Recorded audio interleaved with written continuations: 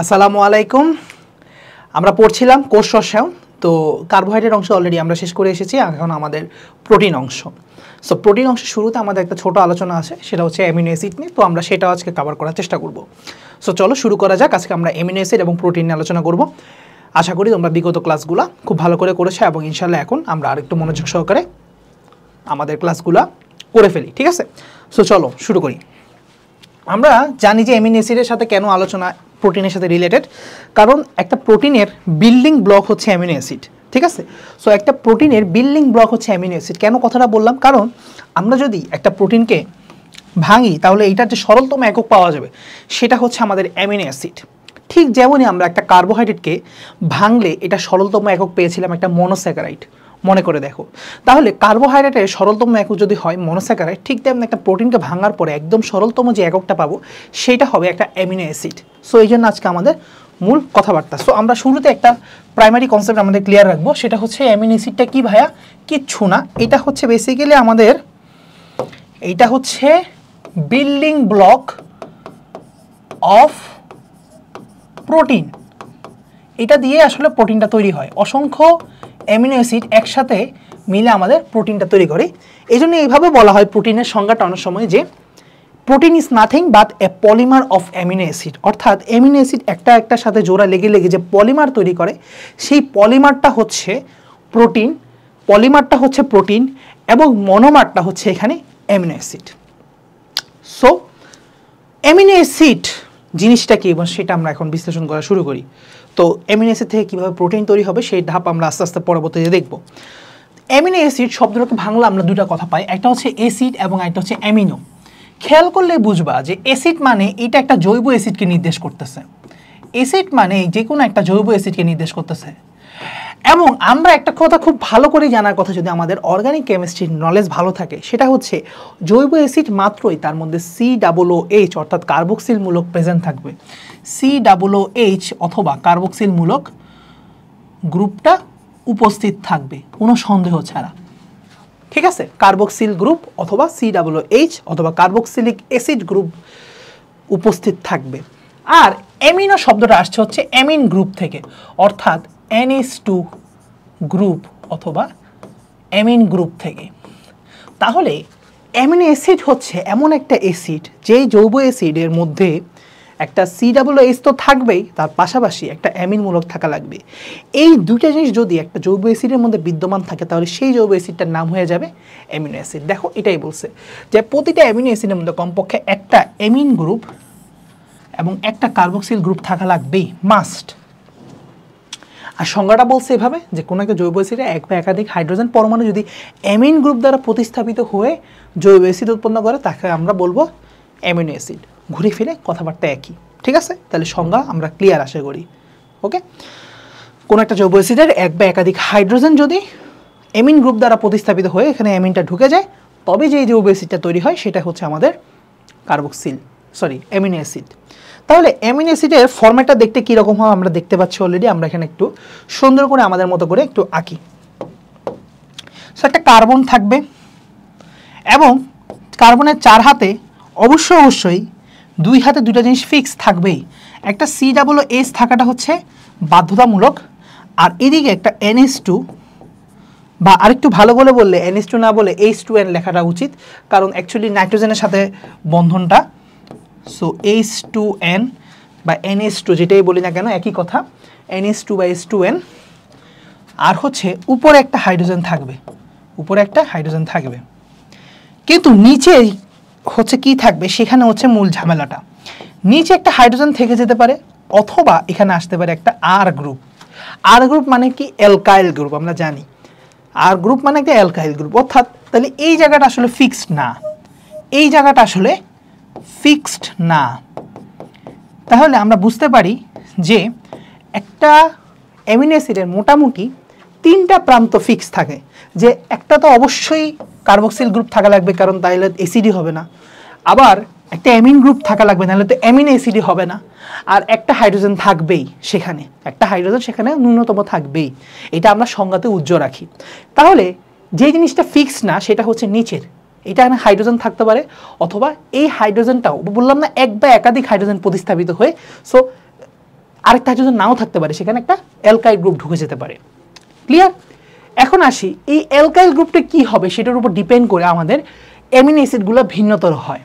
যেমন আমাদের এখানে যদি হাইড্রোজেনই বসে যায়, অর্থাৎ আমরা বলতে পারি আর ইকুয়ালস টু যদি এইচ হয়, অর্থাৎ এখানে অ্যালকাইল গ্রুপের পরিবর্তে হাইড্রোজেনই যদি বসে, তাহলে এইটা হবে আমাদের প্রথম অ্যামিনো অ্যাসিড, যেটার নাম হচ্ছে glycine. So this is the first amino acid, এটার নাম হচ্ছে গ্লাইসিন। এই জন্য এটা মনে রাখতে হবে, অন্যান্যগুলো মনে না রাখতে পারলেও খুব একটা অসুবিধা নেই, কিন্তু প্রথম অ্যামিনো অ্যাসিডটার নাম মনে রাখতে হবে, because this is the simplest amino acid, সবচেয়ে সরলতম অ্যামিনো অ্যাসিড, যেখানে আমি কমপ্লিটলি মানে সব সরলতম ইকুয়েশনে পাচ্ছি। ঠিক আছে? আচ্ছা, তোমাদের এখানে এল ডি এগুলো বোঝা লাগবে না, শুধুমাত্র গ্লাইসিন নামটা পারলেই হবে। এখন যদি কোনো কারণে এই আর গ্রুপটা CH3 মূলক হয়, তাহলে সেটার নাম হবে অ্যালালিন। যেমন দেখো এখানে আর গ্রুপটা CH3 হয়েছে, তাই এটার নাম হয়ে গেছে অ্যালালিন। ঠিক আছে? অ্যালানিন। আবার আমি আরও দুটো এক্সট্রা ইনফরমেশন দিয়ে রাখি, যদি আর গ্রুপটা CH2OH হয়, তাহলে অ্যামিনো অ্যাসিডটা হবে তোমার সেরিন। আর যদি এটা হয় CH2OH এর পরিবর্তে SH হয়, তাহলে সেই ক্ষেত্রে অ্যামিনো অ্যাসিডটা হবে সিস্টিন। ঠিক আছে? সো সেরিন এবং সিস্টিন মনে রাখতে পারো, এগুলো কোনো বাধ্যতামূলক না, এগুলো বইয়ের মধ্যে আছে। যেমন আমি তোমাদেরকে বইয়ের অংশটাও দেখাবো, আমি শুধুমাত্র স্লাইড পড়াতে বিশ্বাসী না, আমি তোমাদেরকে একটু বই ধরেও দেখাবো, কারণ হচ্ছে স্লাইড পড়ালে অনেক সময় মনে হয় যে আমি বইয়ের বাইরে পড়াচ্ছি, বাট অ্যাকচুয়ালি এগুলো সব বইয়ে আছে। ঠিক আছে? আমি একটু বইয়ে চলে যাব, যদিও দেখতে খুবই আনপ্রফেশনাল লাগে। এডটেকের মধ্যে সবাই হচ্ছে বেসিক্যালি স্লাইড পড়াইলেই খুব ভালো টিচার হিসেবে গণ্য করে, বাট এটা আসলে ট্রু না। আমি যদি তোমাদেরকে বই দাগাই দিয়ে আরও সুন্দর করে পড়াই, এটা আরও মোর ইফেক্টিভ একটা ওয়ে, কারণ আমি তোমাকে বইয়ের থেকেই বুঝাই দিচ্ছি, সো এটা তোমার বুঝতে সুবিধা হবে। হ্যাঁ, বইয়ে অনেক কিছু এলোমেলো থাকে, সেগুলো আমি একটু সুন্দর করে গুছাই দিব, that's a different thing. But বই থেকে পড়াটা আমি মনে করি আসলে কোনো খারাপ কিছু না, এটা আরও স্টুডেন্টদের জন্য অনেক উপকারী হয়, যে মানে লাইক ওদের পড়াটা খুব আরও তাড়াতাড়ি ক্যাচ করতে সুবিধা হয়, কারণ সামনে বই থাকে। ঠিক আছে? আচ্ছা আসো দেখো, তাহলে এই কথাটা আমরা পড়ে ফেলছি অলরেডি। আর এইখানে একটা আলফা কার্বনের কথা বলছে, যে কথাটা আমরা বলা হয় নাই, সেটা হচ্ছে খেয়াল করো, এই যে কার্বনটা থাকে, এই কার্বনটাকে বলা হয় আলফা কার্বন। আচ্ছা আমি একটু বড় করে নিই, আর একটু খেয়াল করো, এই যে এই কার্বনটাকেই বলা হয় আলফা কার্বন। এই কার্বনটার নামই হচ্ছে আলফা কার্বন। কেন? কারণ হচ্ছে আলফা কার্বনের সংজ্ঞা হচ্ছে যে কার্যকরী মূলকের সাথে যে কার্বনটা যুক্ত থাকে, কার্যকরী মূলক এখানে হচ্ছে আমাদের অবশ্যই COOH, কারণ একটা অ্যাসিড, সে একটা অ্যাসিড, তাহলে একটা অ্যাসিডের কার্যকরী মূলক সর্বপ্রথম সে হবে কি একটা COOH। বাকি কোনো কথা আমি শুনতে চাই না, অ্যামিনো অ্যাসিড হোক আর যে অ্যাসিড হোক, সে তো অ্যাসিড, তাহলে তার কার্যকরী মূলক COOH। সো এটার সাথে যে সংযুক্ত কার্বন, তার নাম হচ্ছে আলফা কার্বন। সো এই জন্য অ্যামিনো অ্যাসিডের প্রকৃতি হয়েছে যে সকল অ্যামিনো অ্যাসিডই মোটামুটি হচ্ছে কি, সকল অ্যামিনো অ্যাসিড কী ধরনের amino acid? Alpha amino acid. ঠিক আছে? Alpha amino acid. ঠিক আছে? কারণ আলফার পরে যেটা হয়, ধরো এটা হচ্ছে আলফা কার্বন, এরপরে যদি একটা কার্বন থাকে সেটা হচ্ছে বিটা কার্বন। কখনোই এমন হয় না বিটার সাথে এই কার্বক্সিল মূলকটা যুক্ত, এই ধরনের কোনো ঘটনা ঘটে না, যার কারণে সকল অ্যামিনো অ্যাসিডই বাই ডিফল্ট হচ্ছে আলফা অ্যামিনো অ্যাসিড। ঠিক আছে? Alpha amino acid. আমি এটা হয়তো এক্সট্রা কথাবার্তা বলছি, বাট এটা দরকার নাই তোমাদের লেভেলে, বাট জেনে রাখো যে আসলে আলটিমেটলি সবাই আসলে ঘুরে ফিরে আলফা অ্যামিনো অ্যাসিড, কারণ আমাদের আলফা কার্বনের সাথেই আসলে সংযুক্ত থাকে আমাদের কার্যকরী মূলকটা। আচ্ছা, তো যেটা বলছিলাম ভাইয়া, দেখো আর গ্রুপে যদি H হয় তাহলে সে হবে গ্লাইসিন, CH3 হলে সে হবে অ্যালালিন, আর CH2OH হলে সে হবে সিরিন বা সেরিন, আর CH3SH হলে সে হবে সিস্টিন। ঠিক আছে? মনে রাখা সহজ। সিস্টিনের মধ্যে S আছে, খেয়াল করলে দেখবা, দেখো সামনে তো স আছে দুইটার ক্ষেত্রে, বাট সিস্টিনে একটা দন্তের স এক্সট্রা আছে, এবং সেই দন্তের সটা কেন এক্সট্রা? এই S এর জন্য এক্সট্রা। এখানে তো S নাই, তাই এখানে এক্সট্রা একটা দন্তেশ্ব নাই, এটা ভেবে মনে রাখতে পারো।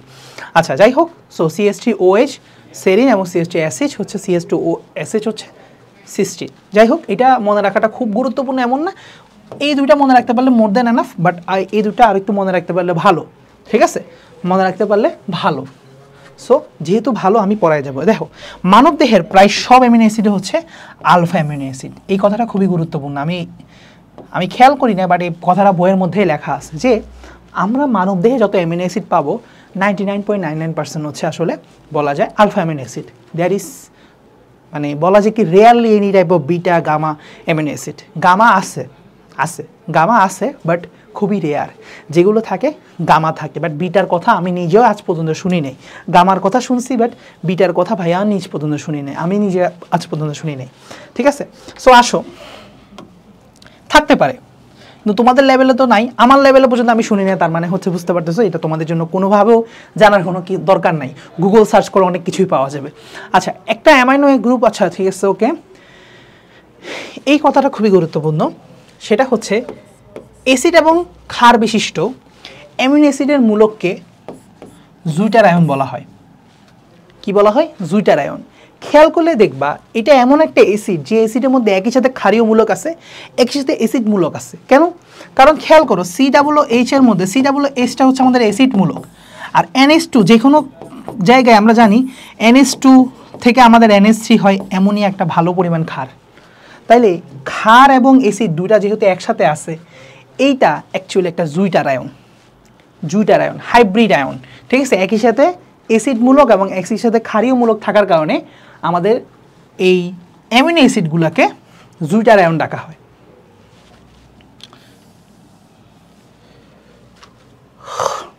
ঠিক আছে। আচ্ছা, কার্বক্সিল গ্রুপটা অ্যাসিডে, আচ্ছা কার্বক্সিল গ্রুপ কি নামের সাথে অ্যাসিড হয়েছে, আচ্ছা ওকে। সো এই কথাটা আমি আগেই বলে ফেলছি। আরেকটা কথা তোমাদেরকে বলি, জুইটার আয়ন বলার একটা যুক্তি আছে। জুইটার আয়ন হচ্ছে এমন একটা আয়ন যেটা হচ্ছে বলতে পারি অ্যামফোটেরিক অণু, বা হচ্ছে আমরা বলতে পারি যে উভধর্মী চার্জ, অর্থাৎ এই একটা আয়নের মধ্যে প্লাস চার্জও আছে মাইনাস চার্জও আছে। খেয়াল করলে দেখবা COOH এবং এদিকে যে NH2, এই ক্ষারীয় মূলকটা আমরা জানি যে কোনো ক্ষারীয় হচ্ছে খুব ভালো প্রোটন অ্যাকসেপ্ট করে, অর্থাৎ তারা হচ্ছে তোমার প্রোটন গ্রহীতা হয়, আর যে কোনো অ্যাসিড প্রোটন দাতা হয়। তাহলে নর্মালি এই হাইড্রোজেনটা সবসময় সে চেষ্টা করবে দান করে দিতে হাইড্রোজেন প্লাস আকারে, এবং এই হাইড্রোজেন প্লাস অর্থাৎ প্রোটনটাই গ্রহণ করে ফেলতে চাইবে হচ্ছে এই অ্যামিনো গ্রুপটা, যার কারণে অনেক দ্রবণে আইসোইলেকট্রিক পয়েন্ট বলে একটা কথা আছে। এই আইসোইলেকট্রিক পয়েন্ট জেনে রাখো জাস্ট নামটা, বাট তোমাদের এখন লাগবে না। এই আইসোইলেকট্রিক পয়েন্টে যখন যায় তখন ব্যাপারটা এমন দাঁড়ায়, এদিকে মাইনাস এদিকে প্লাস, অর্থাৎ একই সাথে প্লাস মাইনাস অবস্থান করে, যার কারণে টোটাল জিনিসটার চার্জ হয়ে যায় 0, বাট একই সাথে এটার মধ্যে প্লাস মাইনাস আয়ন আছে।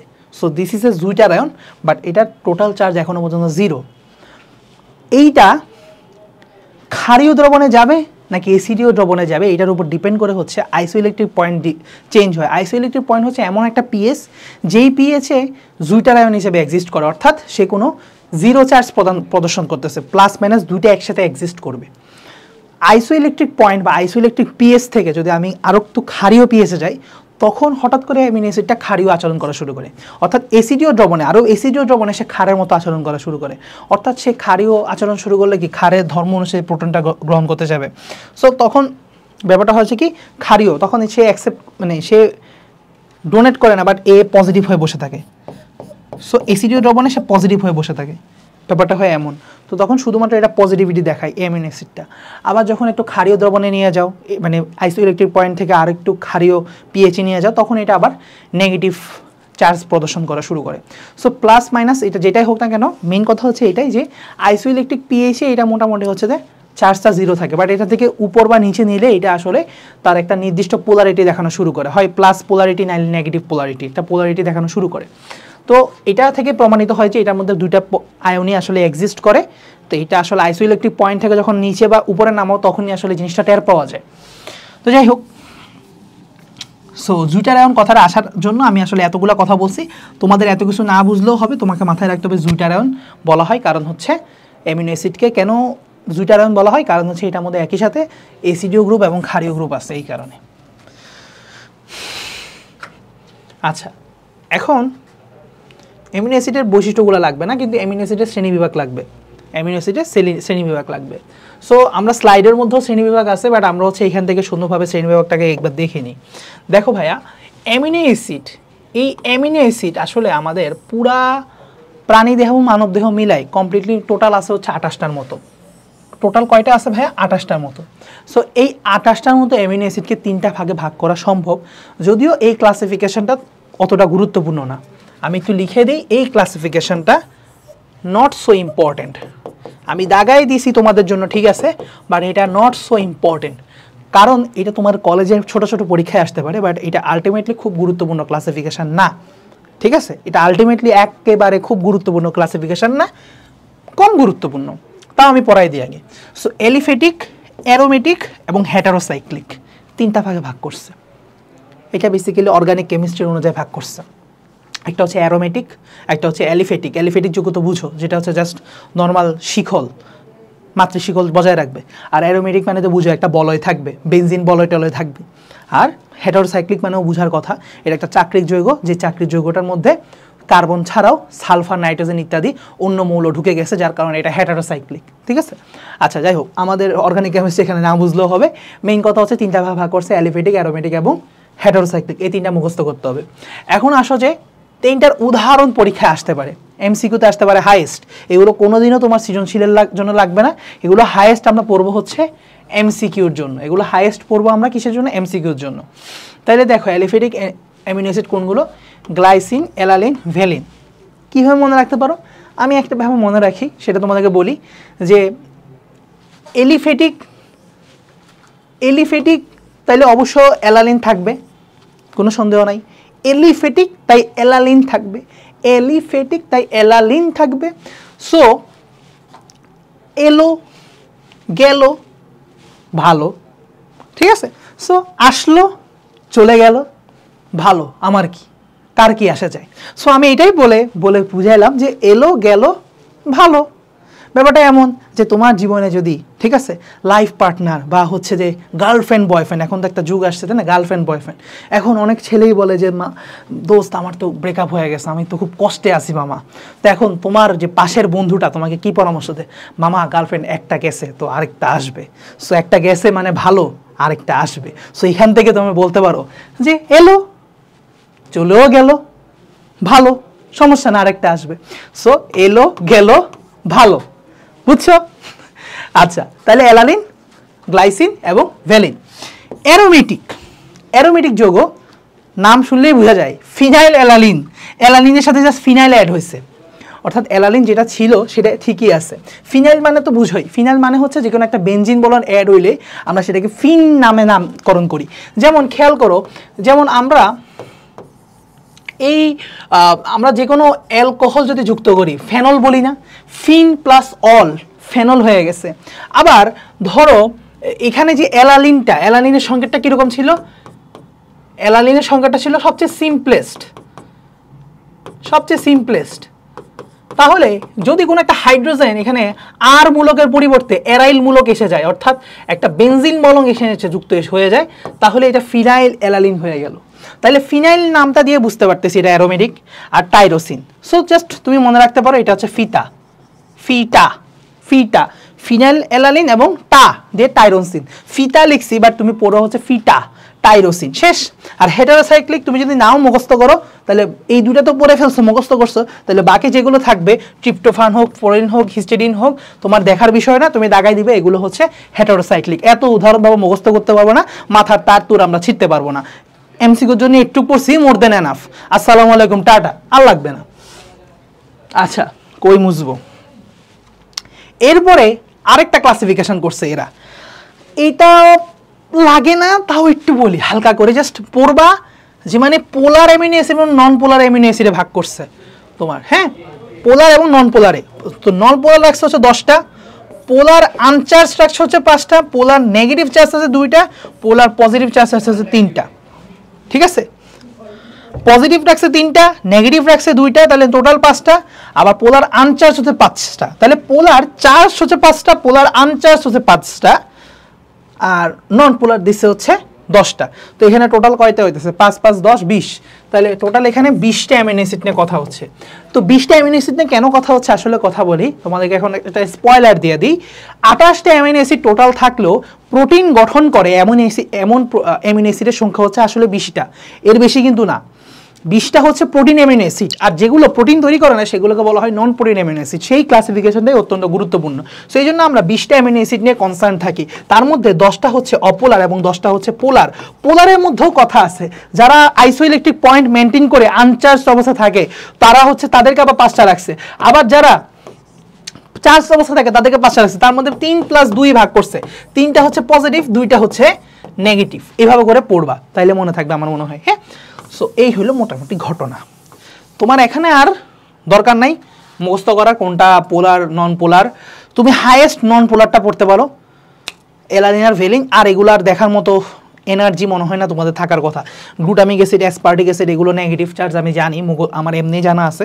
ওই ফার্স্ট ইয়ারে বায়োকেমিস্ট্রি পড়ছিলাম, এখনও আমার একটু মনে আছে, বাট এগুলো তোমাদের লেভেলে লাগবে না। এগুলো মুখস্থ করাইতে গেলে আমারও অবস্থা খারাপ হয়ে যাবে, আমি অনেক উদ্ভট ছন্দ দিব, এগুলো শুনে হচ্ছে যে করে উঠবা। ঠিক আছে, সো এক করে ওঠার দরকার নেই, মজা পাবা। ঠিক আছে, আলটিমেটলি পরীক্ষার হলে ভাইয়া এই মজা ছন্দ কোন জায়গায় পড়াইছে এটা বুঝলা যাবা, দরকার নেই বাবা, এগুলোর কোনো মানে হয় না। যতটুক পড়াবো মনে থাকুক, পরীক্ষায় ডেলিভারি করে দিয়ে আসতে পারো, এটাই আমি চাই। আচ্ছা, সাধারণত 20টা অ্যামিনো অ্যাসিড হচ্ছে বিভিন্ন প্রোটিন গঠনে অংশগ্রহণ করে, তাই এদেরকে বলা হয় প্রোটিন অ্যামিনো অ্যাসিড। ইয়েস, আমি এটাই বলতেছিলাম। এবং বাকি যে 8টা তৈরি করে না, অংশগ্রহণ করে না, তারা হচ্ছে নন প্রোটিন, এদেরকে বলা হয় নন প্রোটিন অ্যামিনো অ্যাসিড। ঠিক আছে, সো নন প্রোটিন অ্যামিনো অ্যাসিডের উদাহরণটা পরীক্ষায় আসবে। আচ্ছা ওয়েট, কলমই পড়ে গেছে। নন প্রোটিন অ্যামিনো অ্যাসিডগুলো আগে আমরা চিনে রাখি। Ornithine, citrulline, homoserine, even homocysteine. হ্যাঁ, হেমোসিস্টিন এটাও বলা যায় কি non protein amino acid. So non protein amino acid আরেকটা আছে, সেটা হচ্ছে হাইড্রোক্সিপ্রোপিন। এইটাকে বলা হয় বিরল অ্যামিনো অ্যাসিড, বিরল অ্যামিনো অ্যাসিড। পরীক্ষা আমাদের এইচএসসি পরীক্ষা নাকি কলেজ পরীক্ষায় আমাদের আসছিল, কোষ শ্বসন চ্যাপ্টারটা আমাদের তখন ছিল। তখন তোমরা তো আবার শর্ট সিলেবাসের অনেক ব্যাচ গেছে, কোষ শ্বসন চ্যাপ্টারটা অনেক দিন পড়ানো হয় না বেসিক্যালি। আমার নিজেরই খুব খারাপ লাগতো যে মানে এত সুন্দর একটা চ্যাপ্টার এটা পড়াতে পারি না। আবার হচ্ছে দ্বিতীয়ত আরেকটা জিনিস খারাপ লাগতো, যেটা যে অ্যাডমিশনে যখন আমি পড়াইতাম এই চ্যাপ্টারটা, সবাই হা করে তাকায় থাকতো। কারণ কি, এই চ্যাপ্টারটা এত মানে ডেপথে একটা চ্যাপ্টার, এমসিকিউ ভরা একটা চ্যাপ্টার, তুমি একাডেমিকে যখন পড়ে না এসে হুট করে অ্যাডমিশন এসে দেখো করে উঠবা। ঠিক আছে, ওই অবস্থা হয়। তাহলে হাইড্রোক্সিপ্রোপিন, এটা খুবই ইম্পর্টেন্ট এমসিকিউ। হাইড্রোক্সিপ্রোপিনটা হচ্ছে অ্যাকচুয়ালি বিরল অ্যামিনো অ্যাসিড। বিরল অ্যামিনো অ্যাসিড বলে একটাই ওয়ার্ড তোমার বইয়ে লেখা আছে, হাইড্রোক্সিপ্রোপিন। সো এটাও কিন্তু একটা নন প্রোটিন অ্যামিনো অ্যাসিড। বেসিক্যালি এটা কিন্তু হাইড্রোক্সিপ্রোপিন না, এটা হাইড্রোক্সিন প্রোলিন হওয়ার কথা। এটা প্রোলিনের সাথে একটা হাইড্রোক্সি গ্রুপ অ্যাড হয়েছে, আর এই প্রোলিনটা হচ্ছে একটা নন এসেনশিয়াল অ্যামিনো অ্যাসিড। আমরা একটু পরেই পড়বো এসেনশিয়াল নন এসেনশিয়াল অ্যামিনো অ্যাসিড। এখন আসি, আমাদের যে প্রোটিন অ্যামিনো অ্যাসিডগুলো ছিল, সেই প্রোটিন অ্যামিনো অ্যাসিডকে আবার 2 ভাগে ভাগ করা হয়েছে। 20টা অ্যামিনো অ্যাসিডকে আবার 2 ভাগে ভাগ করা হয়েছে। একটা হচ্ছে তোমার অত্যাবশ্যকীয়, একটা হচ্ছে অনত্যাবশ্যকীয়। অত্যাবশ্যকীয় এবং অনত্যাবশ্যকীয়, ইংলিশে বলা হয় এসেনশিয়াল অ্যামিনো অ্যাসিড, আর এখানে এটাকে বলা হয় নন এসেনশিয়াল অ্যামিনো অ্যাসিড। নন এসেনশিয়াল অ্যামিনো অ্যাসিড। তো এগুলো, এইটা পরীক্ষার জন্য 3 স্টার ভাইয়া, এটা খুবই ইম্পর্টেন্ট। শুধু পরীক্ষার জন্য না, এটা তোমার ওভারঅল লাইফের জন্য এটা ইম্পর্টেন্ট।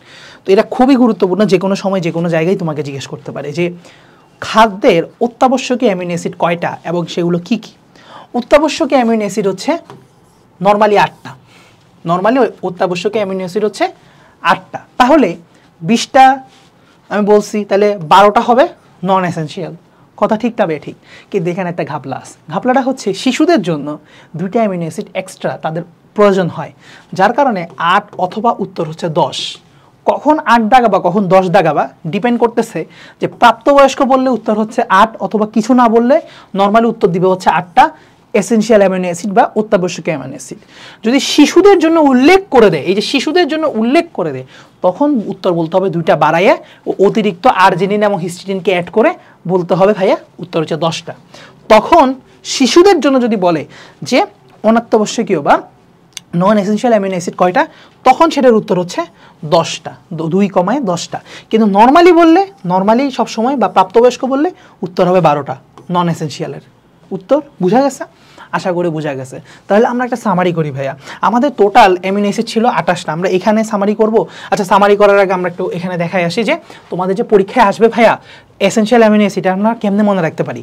এটা মনে রাখার আমার একটা সুন্দর টেকনিক আছে, আমি সেই টেকনিকটা তোমাদের একটু শিখিয়ে দিই। আমি যে টেকনিকটা ফলো করি সেই টেকনিকটা তোমাদের শিখিয়ে দিই। মনে রাখবা ভাইয়া পিভিটি, আমার সাথে বলো পিভিটি, টিম হল।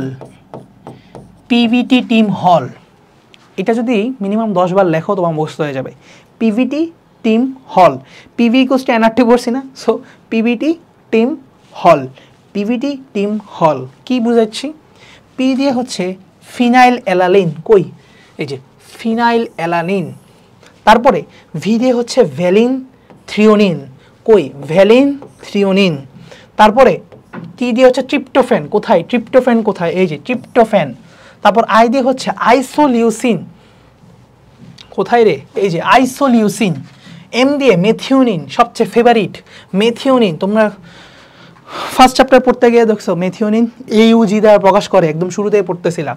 তারপরে হিস্টিডিন এবং আর্জিনিন, এই দুইটা HA, এই দুইটা হচ্ছে শিশুদের জন্য অনলি, হিস্টিডিন এবং আর্জিনিন। একদম লিখে রাখো পিভিটি টিম হল HA, হিস্টিডিন এবং আর্জিনিন, হিস্টিডিন এবং আর্জিনিন, এই দুইটা হচ্ছে শিশুদের দরকার। তাইলে বাকি দুইটা আরও আছে লাইসিন এবং লিউসিন। দেখো লাইসিন, এটা হচ্ছে লিউসিন, লাইসিন কই এই যে লাইসিন লিউসিন, লাইসিন লিউসিন, শেষ। তাহলে এইভাবে হচ্ছে আমরা এসেনশিয়াল অ্যামিনো অ্যাসিডগুলো পড়ে ফেলতে পারি। তোমাদেরকে আরেকটা তথ্য দিয়ে রাখি, সেটা হচ্ছে সেমি এসেনশিয়াল অ্যামিনো অ্যাসিড বলে একটা টার্ম আছে, তোমাদের লেভেলে বলা হয় না, বাট ইংলিশ ভার্সনে তাদের হয়তো আলিমসের বইয়ে থাকতেও পারে, কারণ ইংলিশ ভার্সনের বইগুলো অনেকটা আপডেটেড থাকে, মেডিকেল স্ট্যান্ডার্ড বা হায়ার কারিকুলাম স্ট্যান্ডার্ড কথাবার্তা লেখা থাকে। So semi essential amino acid বলে একটা কথা আছে, জেনে রাখো। সেমি এসেনশিয়াল অ্যামিনো অ্যাসিড আসলে কারা? ওই যে শিশুদের জন্য যে দুইটা আমরা এক্সট্রা পড়তেছি, এগুলোকে বলা হয় সেমি এসেনশিয়াল অ্যামিনো অ্যাসিড। অর্থাৎ এগুলো নর্মাল অবস্থা আমাদের লাগতেছে না, কোনো কারণে তুমি যদি বাচ্চা হও তাহলে তোমার লাগতেছে। এই জন্য এই দুইটাকে হিস্টিডিন এবং আর্জিনিনকে অনেক সময় সেমি এসেনশিয়াল অ্যামিনো অ্যাসিড হিসেবে ডাকা হয়। ঠিক আছে, হায়ার ক্লাসের বইগুলোতে এসেনশিয়াল অ্যামিনো অ্যাসিড অলওয়েজ 8টা, ওরা 10টা বলে না। সেমি এসেনশিয়াল বলে হচ্ছে এই দুইটা, আর নন এসেনশিয়াল বলে 12টা। এইভাবে করে ওরা 20টা মিলায়, ঠিক আছে। আর ওরা বলে দেয় এই সেমি এসেনশিয়ালগুলো এসেনশিয়াল অ্যাডাল্টের, sorry for only for children, but অ্যাডাল্টের জন্য এগুলো নন এসেনশিয়াল হিসেবে কাজ করে। সো যেহেতু একই অ্যামিনো অ্যাসিড কারোর জন্য এসেনশিয়াল, কারোর জন্য নন এসেনশিয়াল, তাই এটাকে আলাদা একটা সেমি এসেনশিয়াল ট্যাগ হিসেবে তারা আলাদা করে লেখে আমাদের হায়ার স্টাডিজের বইগুলোতে। সো একটু জাস্ট তোমাদেরকে জানায় রাখা। আচ্ছা, সো আমরা কিন্তু অনেক আলোচনা করে ফেলছি, আমরা একটু স্লাইডে ব্যাক করি। অ্যাকচুয়ালি একই আলোচনা আমাদের স্লাইডে আছে, আমি আশা করি। দেখো, আচ্ছা, কে আবিষ্কার করছে? Emil fisher.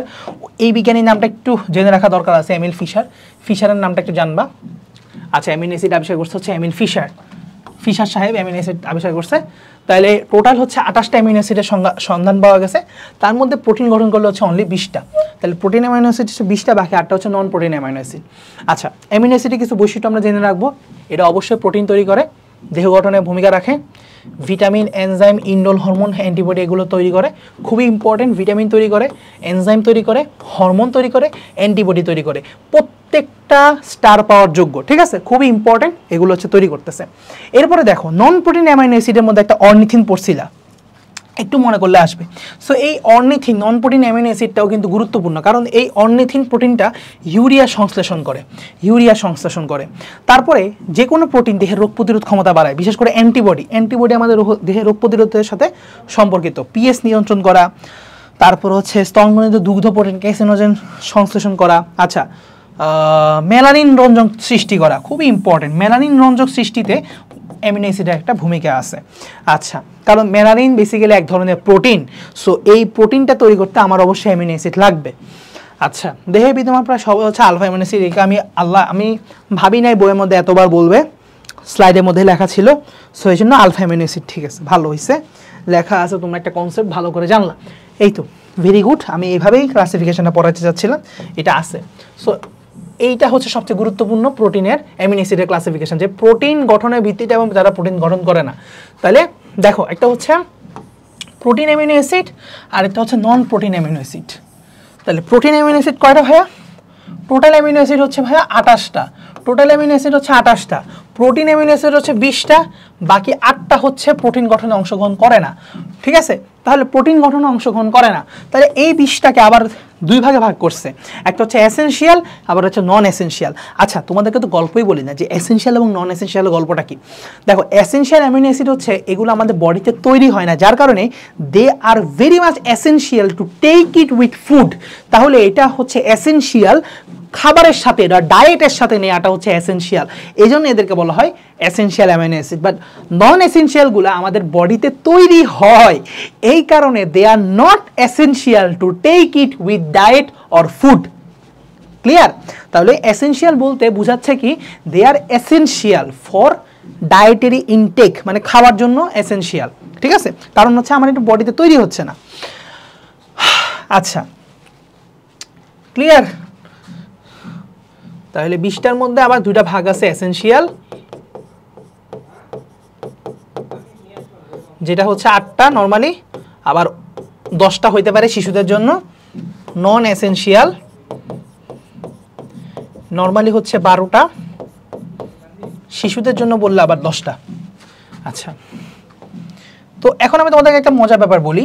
আমরা যদি এসেনশিয়াল অ্যামিনো অ্যাসিডের নামগুলো মুখস্থ করে ফেলতে পারি, যেমন আমরা বলছি যে পিবিটি টিম হল, পিবিটি টিম হল, তার মধ্যে এইচ এটা একটু ঝামেলা আছে, এই দুটো শুধুমাত্র শিশুদের জন্য essential.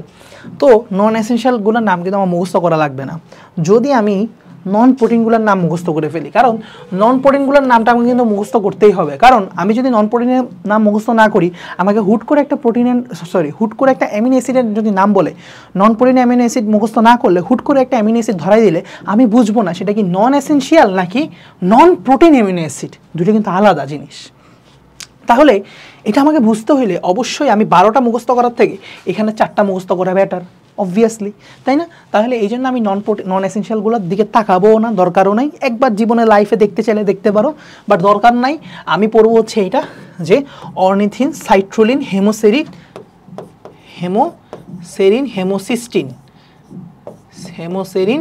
হেমোসিস্টিন। Normally non protein amino অ্যাসিডগুলোর মধ্যে ঝামেলা যেটা হয়, সামনে একটা উদ্ভট গ্রুপ থাকে, হাইড্রক্সি গ্রুপ বা যে কোনো একটা গ্রুপ, যেটা তাদেরকে নিষ্ক্রিয় করে দেয় বা হচ্ছে প্রোটিন গঠনে ঝামেলা করে, মানে প্রোটিন গঠন করতে দেয় না। যেমন হিমোসেরিনের সামনে একটা হিম গ্রুপ থাকে, হিমোসিস্টিনের সামনে একটা হিম গ্রুপ থাকে। এই গ্রুপটাকে সরাই দিলে তারা কিন্তু সেরিন এবং সিস্টিন হয়ে যায়, যেগুলো কিন্তু নন এসেনশিয়াল অ্যামিনো অ্যাসিড। এই যে সিস্টিন, সেরিন, এগুলো কিন্তু নন এসেনশিয়াল অ্যামিনো অ্যাসিড হয়ে যায়। আবার তাহলে নন এসেনশিয়ালগুলো কিন্তু প্রোটিন গঠনে অংশগ্রহণ করে, তার কারণে এই কথাটা লেখা আছে হিমোসেরিনের ক্ষেত্রে। এই কথাটা এই জন্য একটা বইয়ে, খুব সম্ভবত আজিবুর রহমান স্যারের বইয়ে মনে লেখা আছে যে হিমোসেরিন নিজে নন প্রোটিন অ্যামিনো অ্যাসিড হইলেও তারা প্রোটিন অ্যামিনো অ্যাসিড গঠনে সহায়তা করে, প্রোটিন অ্যামিনো অ্যাসিড তৈরিতে সাহায্য করে। তাহলে বুঝছো কেন? কারণ হচ্ছে তোমার এই হিমোসেরিন থেকে এই হিম গ্রুপটা সরাই দিলে, বা মানে ব্যাপারটা এরকম যে ধরো হিমোসেরিন কীরকম, সেটুসে CH2OH, হ্যাঁ, এখানে COOH, এখানে NH2, আর এখানে তো হাইড্রোজেন, শেষ। তাহলে এখানে যদি আমার CH2OH হইতো, ডিরেক্ট সেরিন হইতো, বাট এই একটা জিনিস ঝামেলা করতেছে। তাহলে এটা যদি সরাই দেওয়া যায়, নির্দিষ্ট একটা গ্রুপকে সরাই দিলেই তারা কিন্তু আবার সেরিনে কনভার্ট হয়ে যায়। সো এই জন্যই বলা হয় কি খুব ইজিলি এই নন প্রোটিনগুলো থেকে প্রোটিন অ্যামিনো অ্যাসিড তৈরি করা সম্ভব। সো এটা ডিরেক্টলি প্রোটিন অ্যামিনো অ্যাসিড না করলেও ইনডিরেক্টলি প্রোটিন সংশ্লেষণে তারা সাহায্য করতেছে। তো এই জন্য বুঝতে পারতেছো আশা করি যে ওদেরও আসলে কাজ আছে। এছাড়াও অর্নিথিনটার তো একটা গুরুত্বপূর্ণ কাজ আছে, সেই ইউরিয়া সংশ্লেষণ করে, মনে আছে? ইউরিয়া তৈরি করে, বা সংশ্লেষণ মানে কি তৈরি করা, ইউরিয়া সংশ্লেষণ করে। অর্নিথিন। আর হিমোসেরিন হচ্ছে, হিমোসেরিন সম্পর্কে একটা কমেন্ট করা আছে যে সে প্রোটিন অ্যামিনো অ্যাসিড তৈরিতে একটা ভূমিকা রাখে। আচ্ছা, নিজে নন প্রোটিন অ্যামিনো অ্যাসিড কিন্তু। আচ্ছা, এলিফেটিক মনো, আচ্ছা এগুলো আমি পড়াই দিছি, আর লাগবে না, এগুলো আমি আর দেখাবো না। এই যে আমি 8টা 10টা এগুলো বলছি, সবই পড়াই ফেলছি। আচ্ছা, আরেকটা জিনিস মনে হয় পড়াই নেই। আচ্ছা, প্রোটিনে চলে আসি এখন আমরা। তাহলে আমাদের মোটামুটি অ্যামিনো অ্যাসিডের আলোচনা শেষ। তাও একটু বইটা দেখে আসি শেষ কি না, না আসলে কিছু রয়ে গেল। আমার মনে হয় না ইম্পর্টেন্ট কিছুর মধ্যে আর রয়ে গেছে। আর এই যে অ্যামিনো অ্যাসিডের কাজগুলো তো আমি তোমাকে বলছি, ইম্পর্টেন্ট কাজ যেগুলো গুরুত্বপূর্ণ সহকারে বলে দিছি। প্রোটিন তৈরি করে, ইউরিয়া সংশ্লেষণ করে। আচ্ছা, কোলেস্টেরল, মেলানিন রঞ্জক তৈরি করে, এগুলো আমি যেরকম দাগায়ে পড়াই দিচ্ছি, যেগুলো ইম্পর্টেন্ট একদম সেগুলো দাগ দিয়ে পড়াই দিচ্ছি। আচ্ছা, ওকে, আমরা আরেকটা কনসেপ্টে যাই। সেটা হচ্ছে প্রোটিনে ঢোকার আগে আমরা একটা কনসেপ্টে যাই। সো এটা হচ্ছে পেপটাইড বন্ড কনসেপ্ট। আমরা এই কনসেপ্টটা না পড়াইলে আসলে পাপ হবে, মানে খুবই খারাপ হবে বিষয়টা, যে আমি পড়াই গেলাম বাট পেপটাইড বন্ড কেমনে গঠিত হয় সেটা নিয়ে কথা বললাম না। দেখো ভাইয়া, একাডেমিক ক্লাস যেহেতু অবশ্যই একটু সব কিছু টাচ দিতে হবে। খেয়াল করো, ধরো এটা একটা অ্যামিনো অ্যাসিড, এখানে আরেকটা অ্যামিনো অ্যাসিড আছে। তাহলে এখানে থাকবে COOH, এখানে থাকবে H2N অথবা NH2 যেটাই বলো, এখানে থাকবে একটা ধরো R গ্রুপ, এখানে ধরো হাইড্রোজেনই আছে, তারপরে এখানেও ধরো H2N আছে, এখানে COOH আছে, এখানে হাইড্রোজেন আছে, এখানে ধরো R প্রাইম গ্রুপ আছে। ধরে নিলাম দুইটা আলাদা অ্যামিনো অ্যাসিড, বোঝানোর জন্য আমরা এই কাজটা করছি। তো এদের মধ্যে আমরা যদি বিক্রিয়া ঘটাই, অর্থাৎ সংযোগ ঘটাতে চাই দুইটা অ্যামিনো অ্যাসিড, খেয়াল করে দেখো, একটা অ্যামিনো অ্যাসিড প্লাস আরেকটা অ্যামিনো অ্যাসিড, দুইটার মাঝখানে আমি যদি সংযোগ ঘটাইতে চাই, অর্থাৎ বিক্রিয়া করে যদি বন্ধন সৃষ্টি করতে চাই, যে বন্ধনটা তৈরি হবে সেই বন্ধনের নামটাই হচ্ছে পেপটাইড বন্ধন। তাহলে মনে রাখতে হবে যে দুইটা অ্যামিনো অ্যাসিড পেপটাইড বন্ধনের মাধ্যমে যুক্ত থাকে। তো আমাকে সবাই একটু বলার চেষ্টা করো বা মনে করার চেষ্টা করো যে দুইটা মনোস্যাকারাইড কোন বন্ধনের মাধ্যমে যুক্ত থাকতো। আশা করি তোমরা পারবা, গ্লাইকোসাইডিক বন্ধন, তাই না? তাহলে এখানে হচ্ছে গ্লাইকোসাইডিক বন্ধন বিভিন্ন টাইপের হইতো, আলফা হইতো, বিটা হইতো, অনেক ধরনের হইতো, সেগুলো আমরা আলোচনা না যাই। বাট পেপটাইড বন্ধনে এইসব ঝামেলা নাই, সেই জাস্ট সিম্পল পেপটাইড বন্ধন। সো এখানে আমরা একটু ডিটেলস জানি যে পেপটাইড বন্ধনের আসলে ফরমেশনটা কীভাবে হয়। খেয়াল করো, এখানে আমি আগেই বলছিলাম যে কোনো অ্যাসিড সবসময় চাবে যে হাইড্রোজেনটাকে দান করে দিতে, কারণ হাইড্রোজেনটা প্রতিস্থাপনীয় হাইড্রোজেন, সে সবসময় চাবে যে আমার প্রোটনটা দান করে দেই, হাইড্রোজেনটা দান করে দিই। সো দান করে দিলে যেটা হবে, এখানে আবার মজার ব্যাপার হচ্ছে কি, যে তোমার আচ্ছা সরি, বিক্রিয়াটা এইভাবে হয় না, শুধু হাইড্রোজেন দিয়ে হয় না, আমার মাথায় ক্যাচ করে নেই। এই হাইড্রোক্সিল এবং এখান থেকে হচ্ছে একটা H, হাইড্রোক্সিল এবং এখান থেকে একটা H প্লাস হয়ে কী হবে, পানি তৈরি করবে। তাহলে এখানে পানি অপসারণ হয়ে যায়, সো পানি অপসারণ হলে যেটা হয়, তুমি দেখো এক্স্যাক্টলি যে ঘটনাটা ঘটে, এই জায়গায় CONH বা HN যেটাই বলো না কেন, সি বাকি সব কিছু সেম থাকে, সেই জন্য আর লিখলাম না। তোমরা এই জায়গাটার দিকে একটু ফোকাস করো, CONH। আমরা এটাকে যদি একটু ভেঙে লিখতাম তাহলে এটা হয়তো C⋅O⋅N এবং এটার সাথে হচ্ছে H, আর এদিকে হচ্ছে কার্বন।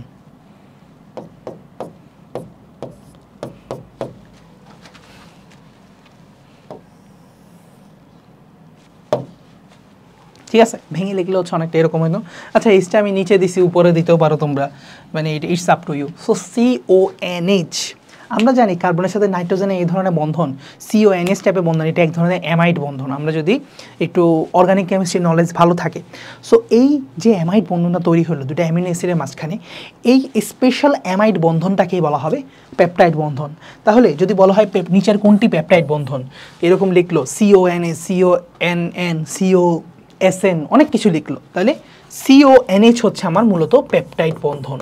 তাহলে পেপটাইড বন্ধন চিনের উপায় হচ্ছে অলওয়েজ এটাতে CONH বন্ড থাকবে, CONH বন্ড থাকবে। ক্লিয়ার কিনা দেখো,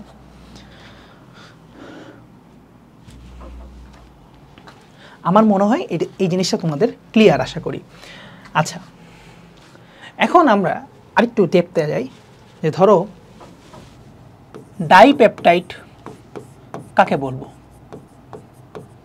অনেকের কনসেপ্ট এখানে একটু ঝামেলা আছে। কীরকম ঝামেলা আমি যদি বলি, তোমাকে প্রশ্নটা একটু ঘুরাই বলি যে বলো তো ভাইয়া ডাইপেপটাইডে কয়টা পেপটাইড বন্ধন আছে? ডাইপেপটাইডে কয়টা পেপটাইড বন্ধন আছে? তুমি যদি আমাকে ঠাস করে উত্তর বলতে চাও, অনেকে ঠাস করে উত্তর বলে দিবা পেপটাইড বন্ধন 2টা আছে। কেন ভাইয়া? কারণ ডাই মানে হচ্ছে 2, পেপটাইড মানে পেপটাইড, তার মানে হচ্ছে 2টা পেপটাইড বন্ড এখানে আছে। বা কিন্তু ব্যাপারটা কি এমন না ভাইয়া, ব্যাপারটা হচ্ছে ডাইপেপটাইডের অর্থ তোমাকে জানতে হবে। ডাইপেপটাইডের অর্থ কিন্তু অন্য কিছু বলে। ডাইপেপটাইডের অর্থ হচ্ছে, হয়তো অনেকে বুঝে গেছো, এই একটা অ্যামিনো অ্যাসিড, এই আরেকটা অ্যামিনো অ্যাসিড, 2টা অ্যামিনো অ্যাসিড মিলে যেই বন্ধনটা হচ্ছে, মানে যেই প্রোটিনটা হচ্ছে, সেইটা হচ্ছে আমার ডাইপেপটাইড। প্রোটিন না অ্যাকচুয়ালি, পেপটাইড বন্ধনের মাধ্যমে যে পেপটাইডটা তৈরি হচ্ছে এটা একটা ডাইপেপটাইড। অ্যাকচুয়ালি 2টা অ্যামিনো অ্যাসিডের মাধ্যমে যে জিনিসটা তৈরি হয় সেটা একটা পেপটাইড। পেপটাইড বললে এনাফ, প্রোটিন বলার দরকার নেই। সো যে পেপটাইডটা তৈরি হচ্ছে সেটা হচ্ছে একটা ডাইপেপটাইড। তাহলে ডাইপেপটাইডের ডাই অর্থ হচ্ছে 2টা অ্যামিনো অ্যাসিড, নট 2টা পেপটাইড বন্ড। কারণ তুমি আমাকে বললো তো এখানে পেপটাইড বন্ড আছে কয়টা? একটা পেপটাইড বন্ড। কারণ 2টা অ্যামিনো অ্যাসিডের মাঝখানে একটাই পেপটাইড বন্ধন থাকা সম্ভব। তাহলে তোমাকে যদি আমি আরেকটা প্রশ্ন করি, বলো ভাইয়া ট্রাইপেপটাইডে কয়টা পেপটাইড বন্ধন থাকবে? এখন উত্তর হয়তো ঠিক দিবা, 2টা। 1 কমাই বলবা, 3 থেকে 1 বিয়োগ করে কমাই বলবা, তাহলে বন্ধন একটা কম হবে। কারণ ট্রাইপেপটাইডে 3টা অ্যামিনো অ্যাসিড থাকবে কিন্তু বন্ধন থাকবে এদের মাঝখানে 2টা। ক্লিয়ার? তাহলে যত পেপটাইড বলবে তার থেকে 1 মাইনাস করে বলতে হবে পেপটাইড বন্ধন এতটা। তাহলে আমি যদি এখন বলি, তাহলে আশা করি দাঁড়াও, এখন আমাকে একটু জিনিসটাকে সরায় একটা দিকে নিতে হবে।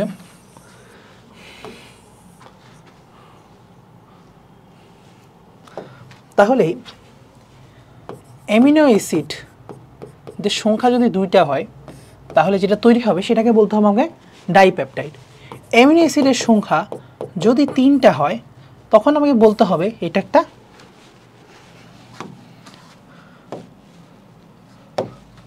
ট্রাইপেপটাইড। আর আমরা জানি ট্রাইপেপটাইডে কয়টা পেপটাইড বন্ড আছে, কয়টা অ্যামিনো অ্যাসিড আছে সেটা আমরা জানি। 3টা অ্যামিনো অ্যাসিড আছে এবং 2টা পেপটাইড বন্ড আছে।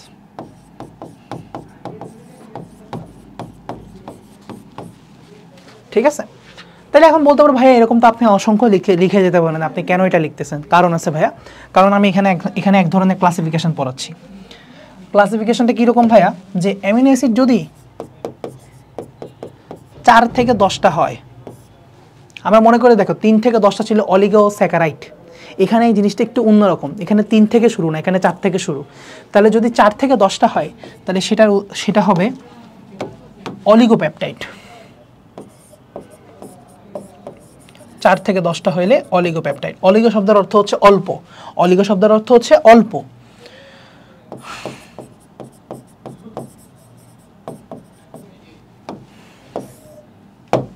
ঠিক আছে? তাহলে এখানে অ্যামিনো অ্যাসিড কয়টা আছে ভাইয়া? 4 থেকে 10টা। আচ্ছা, এটা তো এখানে লিখছে, আবার এখানেও লেখার দরকার ছিল না, আমি বোকার মতো লিখে ফেলছি এদিকে, 2বারই দরকার ছিল না। যাই হোক, বুঝবা তোমরা, বেশি লিখলে তো ভালোই। অ্যামিনো অ্যাসিড যদি 10-এর অধিক থাকে তাহলে সেটাকে আমরা নর্মালি ডাকি হচ্ছে পলিপেপটাইড। পলিপেপটাইড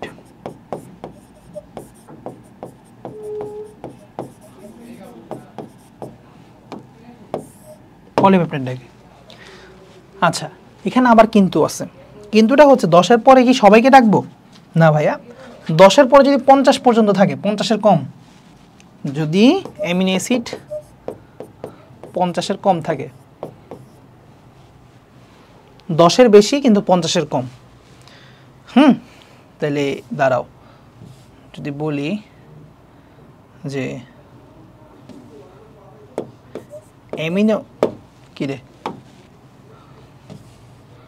অ্যামিনো অ্যাসিড যদি 50-এর কম থাকে আর 10-এর বেশি থাকে, এইভাবে করে বলাটা উচিত।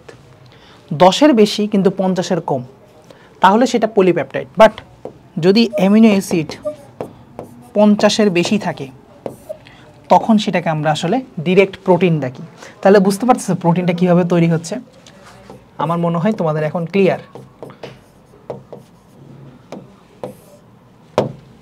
তাহলে প্রোটিন এবং পলিপেপটাইড আসলে খুবই ক্লোজ রিলেটেড, এখানে আসলে তেমন কোনো ডিফারেন্স নাই। বাট সংজ্ঞা অনুযায়ী যদি অ্যামিনো অ্যাসিড 50-এর থেকে কম থাকে, ঠিক আছে, 50 অথবা 50-এর থেকে কম, মানে 50 অথবা 50-এর থেকে কম, 50টা পর্যন্ত, 10 থেকে 50টা বলতে পারো, 10-এর বেশি বাট 50-এর কম, মানে 50 পর্যন্ত থাকে, তাহলে সেটা হচ্ছে পলিপেপটাইড। বাট 50-এর উপর হইলে 51টা থেকে যদি শুরু হয়, তাহলে হচ্ছে এটা একটা প্রোটিন।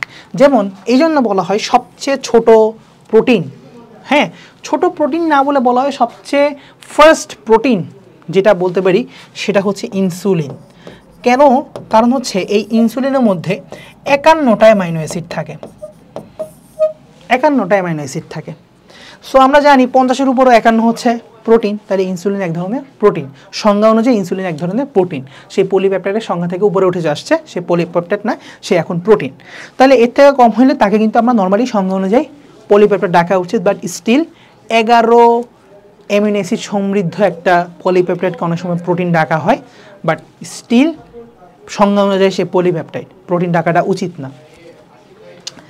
আচ্ছা, তো এই জন্য পলিপেপটাইড এবং প্রোটিনকে কিছু কিছু হায়ার ক্লাসের বইগুলোতে বলা হয়েছে কি তুমি এদেরকে এক বলতে পারো, এটা কোনো আহামরি ভুল না।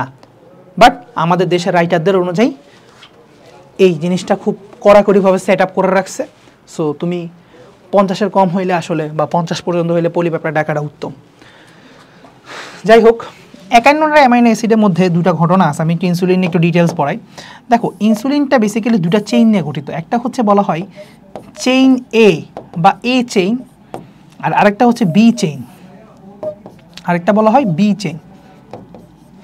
এই চেইনের মধ্যে অনেক অ্যামাইনো অ্যাসিড আছে, বি চেইনের মধ্যে অনেক অ্যামাইনো অ্যাসিড আছে। বেসিক্যালি এ চেইনের মধ্যে তোমার 21টা অ্যামাইনো অ্যাসিড থাকে,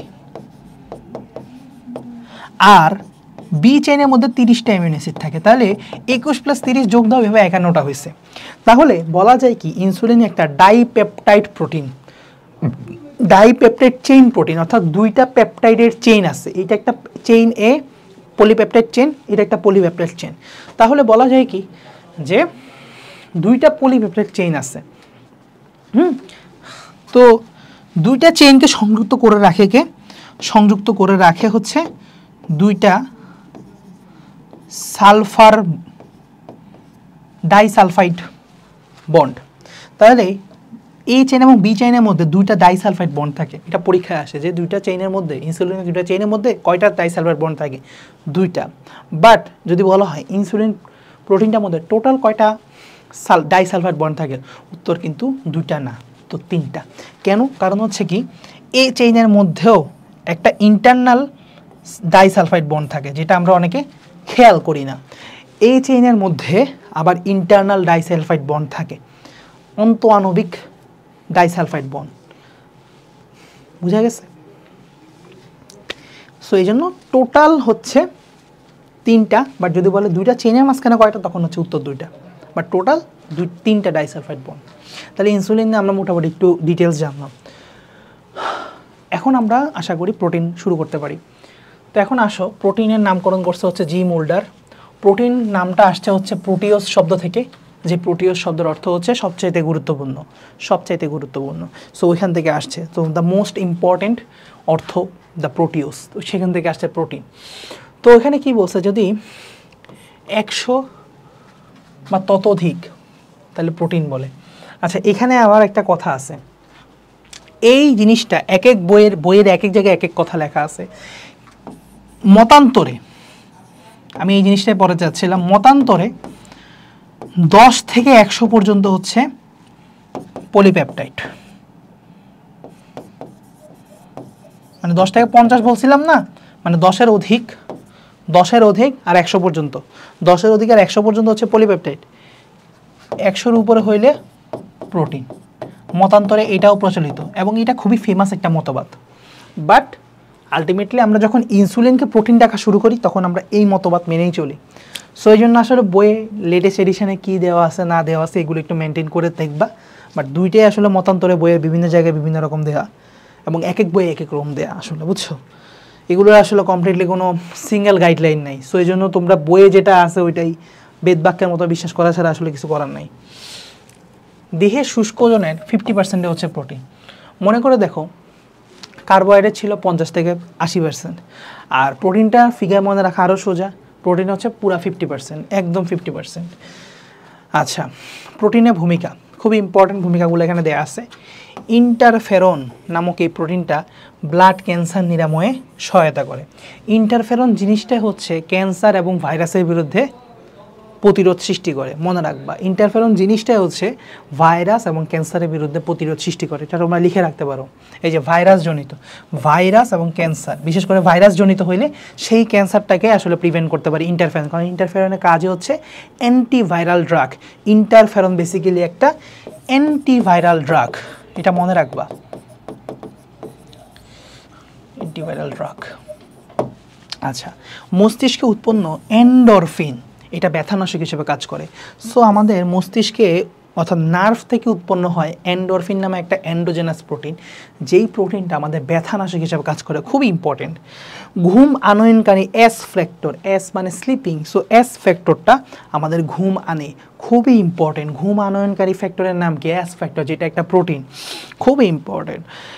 ইকলায়ের একটা কোষে 3000টা প্রোটিন থাকে। কয় ধরনের প্রোটিন থাকে? 3000 ধরনের প্রোটিন থাকে।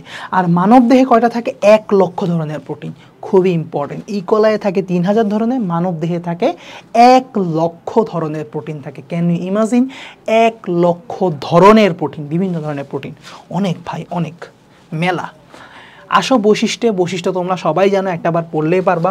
এটা হচ্ছে কার্বন, হাইড্রোজেন, নাইট্রোজেন এগুলোতে তৈরি। এছাড়াও কোনো সময় মানে হচ্ছে আয়রন,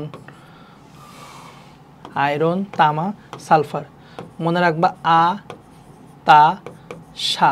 তাহলে কার্বন, হাইড্রোজেন, নাইট্রোজেনের পাশাপাশি আ, তা, সা থাকতে পারে, অর্থাৎ আয়রন, তামা এবং সালফার এগুলো থাকতে পারে। প্রোটিন নর্মালি হয় কলয়েড প্রকৃতির। কলয়েড জিনিসটা কি? তোমরা যখন কর্মমুখী রসায়নের দিকে পড়বা তখন কলয়েড, ক্রিস্টালয়েড, সাসপেনশন এগুলো যখন পড়বা তখন ক্লিয়ার হয়ে যাবে। ক্রিস্টালয়েড হচ্ছে এমন ছোট একটা জিনিস যেটা অ্যাকচুয়ালি চিনির দ্রবণ বলতে পারি, আসলে গোলাইলেই গুলে যায়, একটা সলিউশন তৈরি করে, এটা পানিতে দ্রবণীয় হয়। বাট কলয়েড হচ্ছে দ্রবের, বা আমরা বলতে পারি যে দ্রবের যে আকারটা আর একটু বড় হয়, এটা দিয়ে তুমি কখনো সলিউশন বানাতে পারবে না, এটা মানে কোনো প্রকৃত সলিউশন হয় না, কারণ তারা পানিতে দ্রবণীয় হয় না।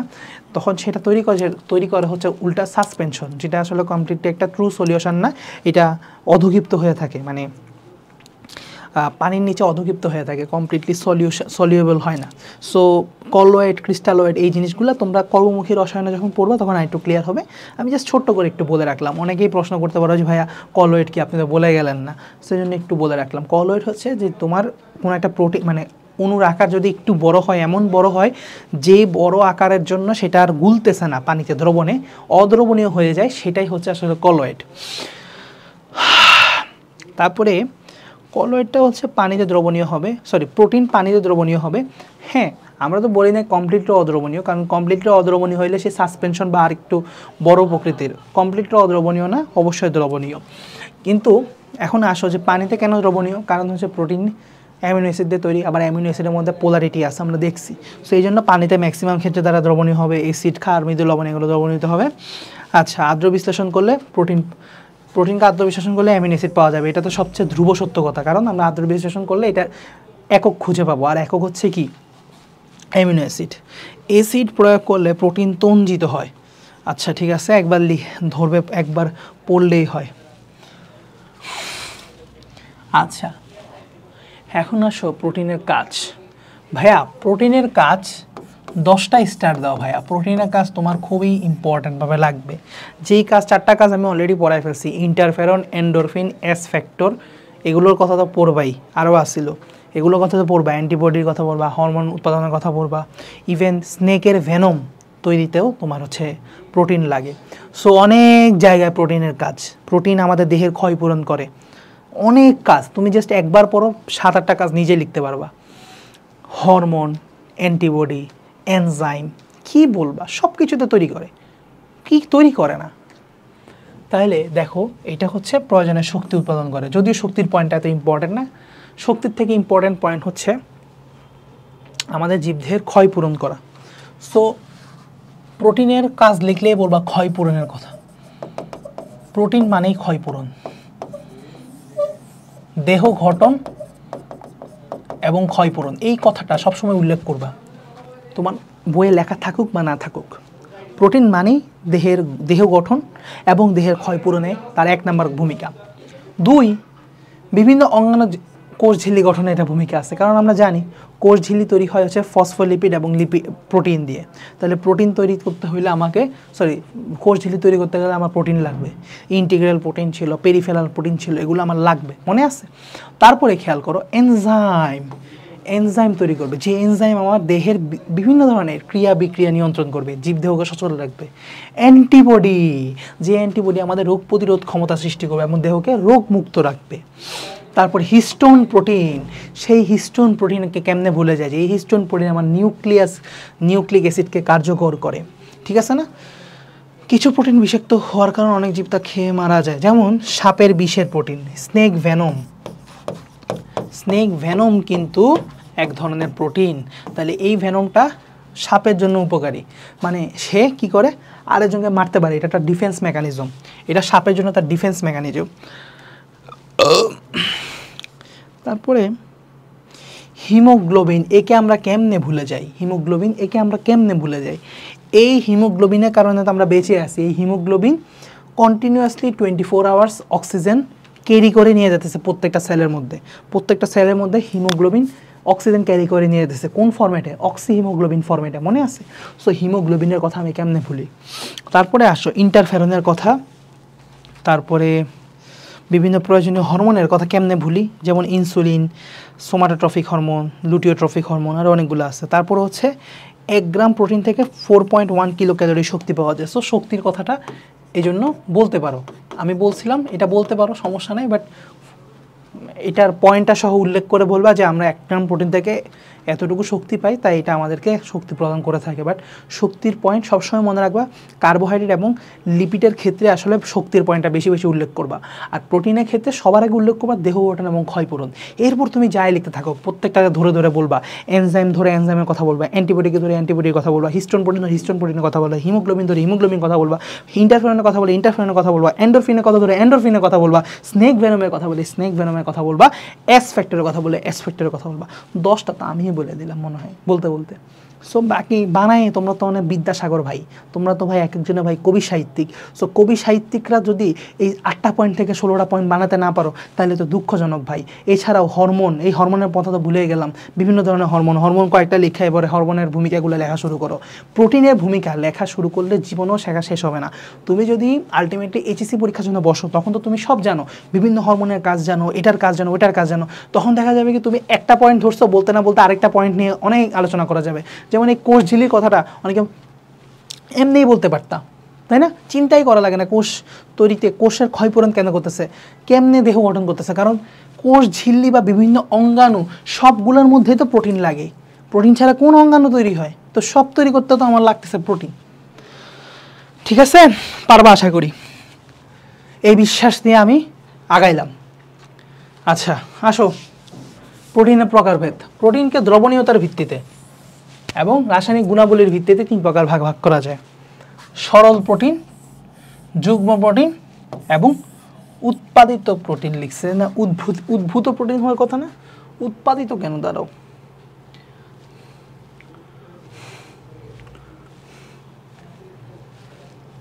তো উদ্ভূত প্রোটিন হওয়ার কথা।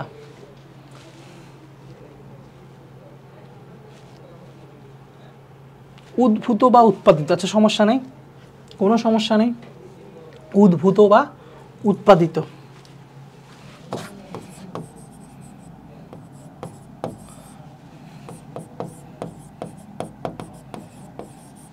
ডিরাইভড। এখন আসো সরল প্রোটিন কি কি আছে। আমাদের পরীক্ষায় একদম ঠাটা মুখস্থ এমসিকিউতে আসবে নিচের কোনটা সরল প্রোটিন, না বলতে পারলে ইজ্জত শেষ। Albumin, globulin, glutelin, prolamin, histone, protamine, scleroprotein. মুখস্থ করতে হবে, আমি জানি না কীভাবে করবা। তোমরা চাইলে আদ্যক্ষর দিয়ে মুখস্থ করতে পারো। আমি যখন এইচএসসিতে পড়তাম আমার একটা স্যার অদ্ভুত একটা ছন্দ দিয়ে মুখস্থ করাইছিল, বাট এটা আমার কাছে জাতের ছন্দ লাগে না বলে আমি আসলে কাউরে পড়াইতেও ভালো লাগে না। যেমন এগ্লো, গুপ্রো, হিপ্রোস্লে, এটা আবার কি ভাই? এগ্লো, গুপ্রো, হিপ্রোস্লে, এটা নাকি একটা ছন্দ, বাট এটা কোনো ছন্দের পর্যায়ে পড়ে না। সেই জন্য তোমরা পারলে কয়েকবার 10 বার যদি নিজে 10 বার লিখে লিখে মুখস্থ করো। Albumin, globulin, albumin, globulin, albumin, globulin, glutenin, prolamin, দুইটা করে মুখস্থ করো। Albumin, globulin, glutenin, prolamin, histone, protamine এবং স্ক্লেরোপ্রোটিন, এভাবে করে মুখস্থ করো। আর যদি কেউ এভাবেও না পারো ওই আদ্যক্ষর ফর্মুলা দিয়ে যেমনে পারো, ঠিক আছে। এগ্লো, গুপ্রো, হিপ্রোস্লে, এটা যদিও কোনো ছন্দের পর্যায়ে পড়ে না, তাও যেভাবে পারো মুখস্থ করতে হবে।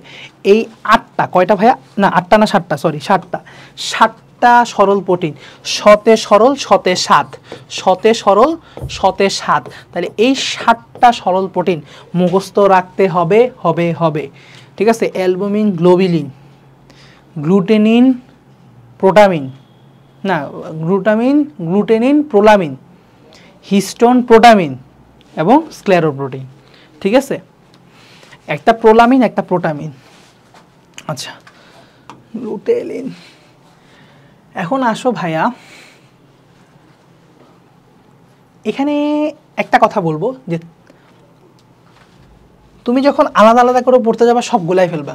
আমি তোমাদেরকে কয়টা সামারি করে দিই, তাহলে তোমার মনে হয় পড়তে সুবিধা হবে। কারণ বই পড়া আর আমি পড়াই দেওয়ার মধ্যে তাহলে পার্থক্য কোন জায়গায়, আমি সামারি করে দেব।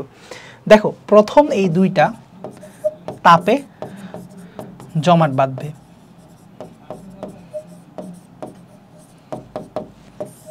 খুবই ইম্পর্টেন্ট। এই বাদে অন্য একটাও তাপে জমাট বাঁধবে না, অন্য একটাও তাপে জমাট বাঁধবে না। ক্লিয়ার? তাহলে একটা সিম্পল টেকনিক দিয়ে আমি তোমাদের পড়াই দিলাম যে প্রথম দুইটা আসলে তাপে জমাট বাঁধবে, অন্য একটাও তাপে জমাট বাঁধবে না। দ্বিতীয় প্রশ্ন যেটা করে, এটা সবচেয়ে ইম্পর্টেন্ট একটা এমসিকিউ। আরেকটা এমসিকিউ এখান থেকে প্রশ্ন করে যে পানিতে দ্রবণীয় কারা। এটা খুব মজা করে আমি পড়াই দিই। এটা পানিতে দ্রবণীয়, যদিও আমি তোমাকে সিরিয়াল মুখস্থ করার জন্য মজাদার কিছু দিতে পারি নাই, ঠিক আছে। তাও আমি তোমাকে একটা টেকনিক দিয়েছি, তুমি দুইটা করে মুখস্থ করো। Albumin, globulin, glutenin, prolamin, histone, protamine, scleroprotein. 10 বার বললে আমার মনে হয় তোমার মুখস্থ হয়ে যাবে। Albumin, globulin, glutenin, prolamin, histone, protamine, scleroprotein. আমার নিজেরই মুখস্থ হয়ে যাচ্ছে, ঠিক আছে। আচ্ছা দেখো, আমার নিজের মুখস্থ থাকাটা এমনি উচিত, তাই না? আচ্ছা, পানিতে দ্রবণীয় কারা, এটার টেকনিক কি ভাই? একটা টেকনিক দেন। এটা হচ্ছে ভাইয়া আমার হাফ পেন ফর্মুলা, ঠিক আছে। মনে রাখবা, হাফ পেন পরলে পাটা ভিজে যাবে, সো পাটা পানিতে দ্রবণীয় হয়ে যাবে। হাফ পেন পরলে তোমার পাটা দ্রবণীয় হবে, সো পাটা পানিতে ভিজবে। কক্সবাজারে যখন নামো না, হাফ পেন পরে তো নামো, নাকি ফুল পেন পরে নেমে যাও? হ্যাঁ, হাফ পেন। সো হাফ পেন ফর্মুলা, হাফ পেন থিওরি। তো এই হাফ পেন থিওরি যেটা বলে সেটা কিছু বলে না ভাইয়া, বাবা জাস্ট ইংরেজি করো, হাফ প্যান্ট।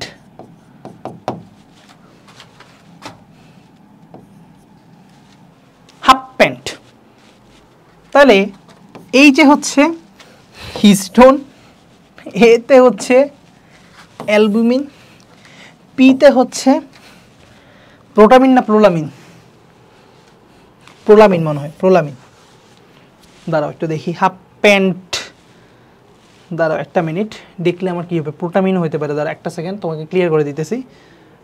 এটা তো অ্যালকোহলে দ্রবীভূত, তাহলে প্রোটামিন মনে হয়, প্রোটামিন পানিতে দ্রবণীয়, প্রোটামিন, সরি। এই হাফ প্যান্ট ফর্মুলাই তোমাকে দেখাই। এই যে হাফ প্যান্টে লাস্টে টি আছে, খেয়াল করো, আমি এইভাবে বানাইছিলাম। হাফ পেন্টের লাস্টে টি আছে, প্রোলামিনে কিন্তু টি নাই। খেয়াল করলে দেখবা প্রোলামিনে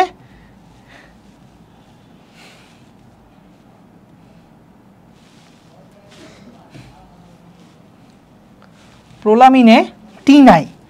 প্রোটামিনেই কিন্তু ট আছে, প্রোটামিন। তাহলে প্রোটামিন, এটা প্রোলামিন না। তাহলে দেখো হিস্টোন, অ্যালবুমিন, প্রোটামিন। তাহলে হাফ পেন ফর্মুলা দিয়ে মনে থাকবে তোমাদের? আশা করি মনে থাকবে, পানিতে দ্রবণীয় কারা। আমি এটা মনে রাখতে পারলে মোর দেন এনাফ। এমসিকিউতে এটা খুব বেশি আসবে, ঠিক আছে?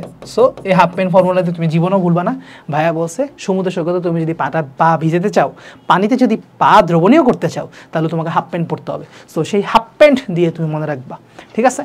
আচ্ছা, এখন আসি আমরা তাপ দিলে জমাট বাঁধে, এটা ইম্পর্টেন্ট। তাহলে অ্যালবুমিন কোথায় কোথায় পাওয়া যায়? সবগুলোর উদাহরণ ইম্পর্টেন্ট, সবগুলার এই একটা পয়েন্ট ইম্পর্টেন্ট, তাপে জমাট বাঁধে কে, পানিতে দ্রবণীয় কে, এবং লাস্ট আরেকটা ক্রাইটেরিয়া ইম্পর্টেন্ট, সবগুলোর উদাহরণ। তাহলে এইখানে এই তিনটা ক্রাইটেরিয়া হচ্ছে মোট ইম্পর্টেন্ট। তাপে জমাট বাঁধে কে আর কেউ বাঁধে না, পানিতে দ্রবণীয় কে আর বাকিগুলো তাহলে দ্রবণীয় না, আর সবগুলোর উদাহরণ ইম্পর্টেন্ট। তো পড়ি আমরা। অ্যালবুমিন ডিমের সাদা অংশে পাওয়া যায়। ডিমের যে সাদা অংশ, সেই সাদা অংশে অ্যালবুমিন পাওয়া যায়। এবং ডিমের যে কুসুম, সেই কুসুম পার্টে পাওয়া যায় গ্লোবিউলিন। সেই কুসুম পার্টে পাওয়া যায় গ্লোবিউলিন। ডিমের যে সাদা অংশের যে অ্যালবুমিন পাওয়া যায় তাকে বলা হয় ওভালবুমিন। ওভাল, সরি লেখাই আছে, আমি কেন লিখতেছি আবার, এই যে ওভালবুমিন মানে হচ্ছে ওভো, মানে হচ্ছে ডিম, ওভাল টাইপ ওভো, তো ওভো অ্যালবুমিন, তাহলে ওভালবুমিন। তাহলে ডিমের কুসুমে যেই গ্লোবিউলিন থাকবে, তাহলে সে কি হবে? ওভোগ্লোবিউলিন। ক্লিয়ার? তাহলে ডিমের সাদা অংশে কোনটা পাবা? আজকে থেকে তোমার মা বাবাকে গিয়ে বলো, মা আমি ডিমের সাদা অংশটা খাবো, কারণ এখানে অ্যালবুমিন আছে।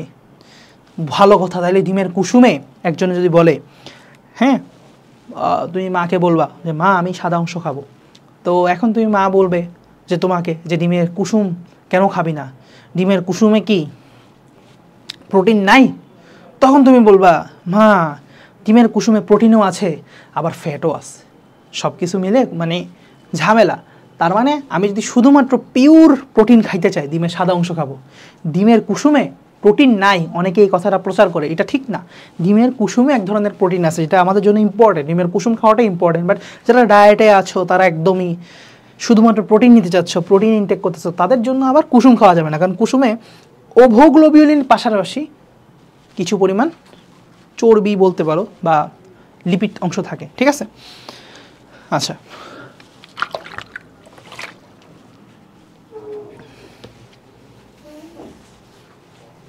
আচ্ছা এরপরে আমরা একটা কথা জেনে রাখি, সেটা হচ্ছে কি এরা রক্তরসে থাকে দুইজনই। কেন? কারণ প্লাজমা প্রোটিন বলে একটা কথা আছে ভাইয়া, নামটা শুনছো? রক্তের চ্যাপ্টারে গেলে তোমরা শুনবা প্লাজমা প্রোটিন। প্লাজমা প্রোটিনের উদাহরণ আমি খুব মজা করে পড়াই জিপিএ 5 দিয়ে। এই আর ইউ জিপিএ 5? তুমি যদি বলো ইয়েস জিপিএ 5, তাহলে আমি বলবো গ্লোবিউলিন, অ্যালবুমিন, প্রথমিন এবং 5 দিয়ে হচ্ছে ফিব্রিনোজেন। তাহলে এগুলো কিন্তু তোমার হচ্ছে প্লাজমা প্রোটিন। এগুলো কিন্তু plasma protein, prothrombin, fibrinogen, albumin, globulin. তাহলে এগুলো রক্ত রসে পাওয়া যাবে, কারণ এরা প্লাজমায় থাকা প্রোটিন। প্লাজমার বাংলায় হচ্ছে রক্তরস, তাহলে এরা রক্তরসে পাওয়া যাবে। বুঝা গেছে? অ্যালবুমিন এবং গ্লোবিউলিন এই দুইটাকে রক্তরসে পাওয়া যাবে, এই দুটাকেই রক্তরসে পাওয়া যাবে। আমরা চাইলে আগের জায়গায় একটু সামারি লিখে আসতে পারি, এই দুইটাকেই শুধুমাত্র রক্তরসে পাওয়া যাবে এই সরল প্রোটিনগুলোর মধ্যে।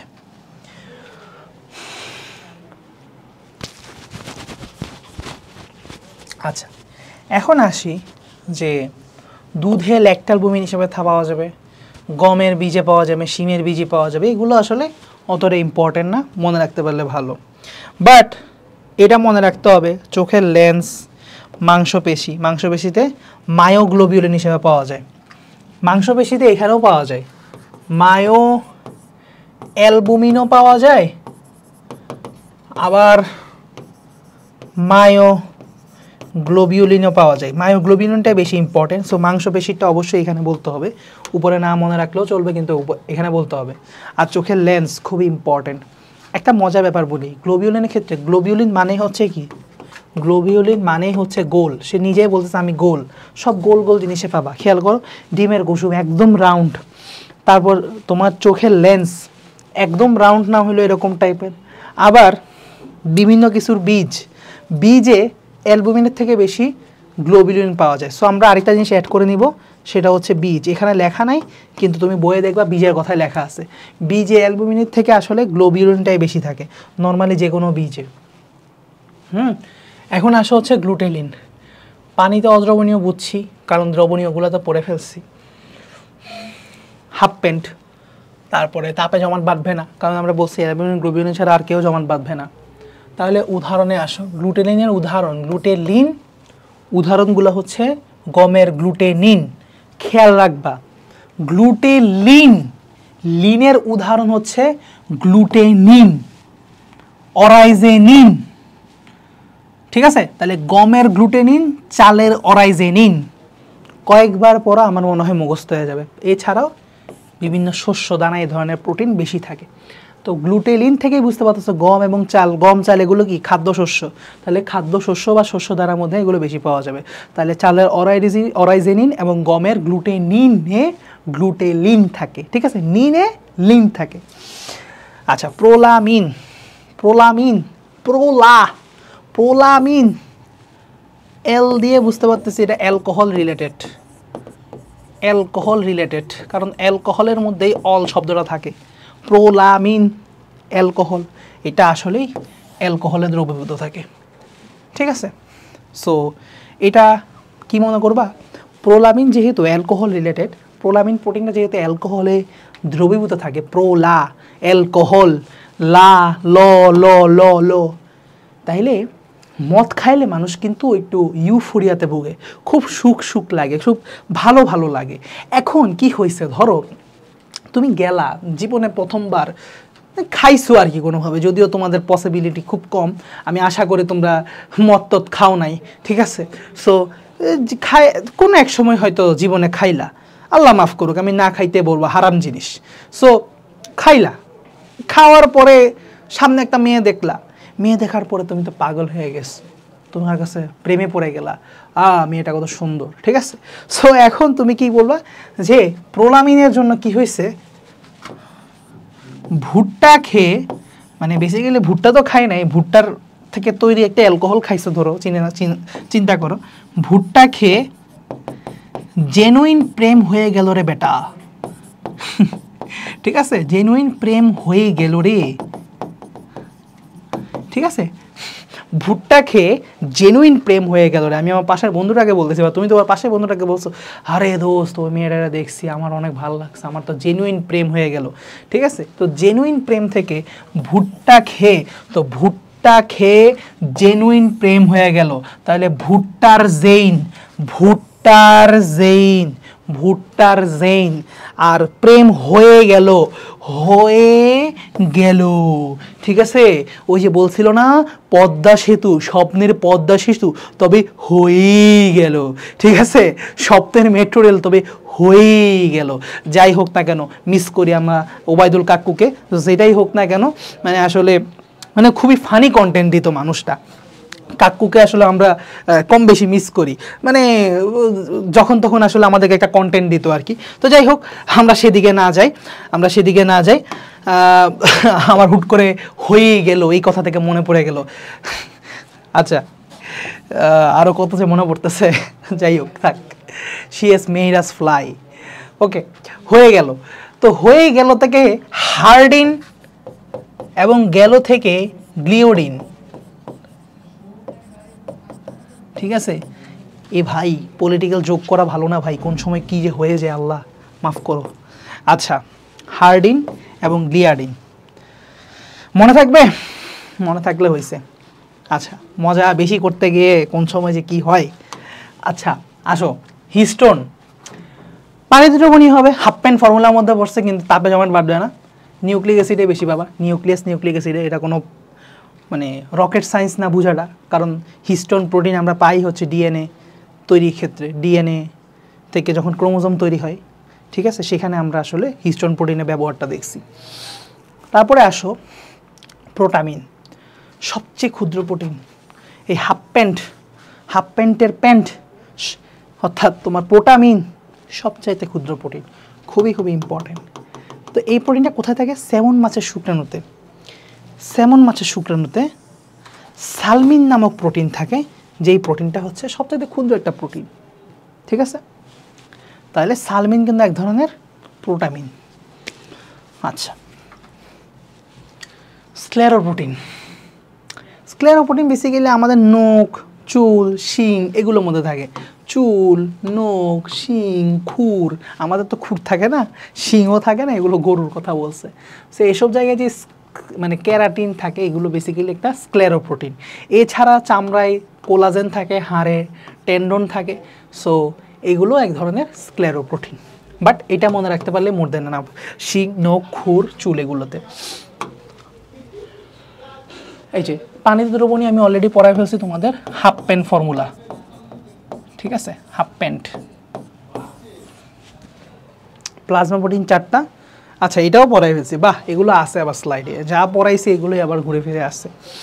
আচ্ছা, যুগ্ম বা সংশ্লেষিত প্রোটিন, তাহলে সরল প্রোটিন পাইলাম, সরল প্রোটিনের পরে হচ্ছে যুগ্ম প্রোটিন, খুবই ইজি। সরল প্রোটিন, যুগ্ম প্রোটিন বা সংশ্লেষিত প্রোটিন। ইংলিশটা খুবই ইম্পর্ট্যান্ট, কনজুগেটেড প্রোটিন, এটাই আমাদের মনে থাকে, simple protein and conjugated protein and derived protein. খুবই ইংলিশগুলোই সোজা লাগে আমার কাছে দিন শেষে, বাংলাগুলো কেমন জানি লাগে। যুগ্ম প্রোটিন, সংশ্লেষিত প্রোটিন, উফ। আচ্ছা, এটা কি ভাইয়া? এটা কিচ্ছু না, নর্মাল একটা প্রোটিন অংশের সাথে যদি একটা নন প্রোটিন পার্ট অ্যাড থাকে, সিম্পলভাবে বুঝে ভাইয়া, তাহলে যেই প্রোটিনটা তৈরি হয় সেটা হচ্ছে আমার একটা কনজুগেটেড প্রোটিন। সো এই কনজুগেটেড প্রোটিনটার মধ্যে প্রোটিন পার্টটার একটা আলাদা নাম দেওয়া হয়, এই প্রোটিনটাকে ডাকা হয় অ্যাপো এনজাইম। আচ্ছা, এটা দেখা যাচ্ছে না হয়তো, অ্যাপো এনজাইম, ঠিক আছে। একদম পিওর যে প্রোটিন পার্টটা, এটাকে বলা হয় অ্যাপো এনজাইম, এবং নন প্রোটিন অংশটাকে বলা হয় প্রোস্থেটিক গ্রুপ। এক্স্যাক্টলি তোমরা এনজাইমের ক্ষেত্রেও সেম জিনিসটা পাবা, সেখানে একটা কনজুগেটেড এনজাইম আছে। সো সেম কনজুগেটেড এনজাইমে একটা প্রোটিন পার্ট এবং নন প্রোটিন পার্ট থাকে। পিওর প্রোটিন পার্টটাকে অ্যাপো এনজাইম বলে এবং নন প্রোটিন পার্টটাকে প্রোস্থেটিক গ্রুপ বলে, কারণ আমরা জানি যে সকল এনজাইমই আসলে প্রোটিন। নর্মালি 99.99% এনজাইমই হচ্ছে প্রোটিন, 0.001% এনজাইম হয়তো প্রোটিন না। তোমাদের বই অনুযায়ী সকল এনজাইমই প্রোটিন, বাট আমি বলবো 99.99% হচ্ছে এনজাইমই প্রোটিন হয়, বাট 0.001% হইলেও নন প্রোটিন হতে পারে। কারণ এর একটা গল্প আছে, গল্পটা হচ্ছে আমি যখন ফার্স্ট ইয়ারে মেডিকেলে যখন ফার্স্ট ইয়ারে ছিলাম, তখন আমার টিচার ভাইবা শেষ করার সময় আমার একটা প্রশ্ন করছিল, আচ্ছা আমাকে বলো তো যে এমন কোনো এনজাইম আছে যেটা প্রোটিন না। আমি এত কিছু পড়ে গেলাম, ইভেন পড়েও গেছি, বাট ওই সময় মাথায় ক্লিক করতেছিল না জিনিসটা। আমি বলে ফেলছি, না ম্যাডাম, এমন কোনো জিনিস নাই যেটা প্রোটিন না, বাট সে এনজাইম। তো সকল এনজাইমই প্রোটিন হবে, সকল এনজাইম প্রোটিন হবে। ম্যাডাম বলছে, না তুমি একটা উদাহরণ আছে তোমার বইয়ে আছে, তুমি চিন্তা করো।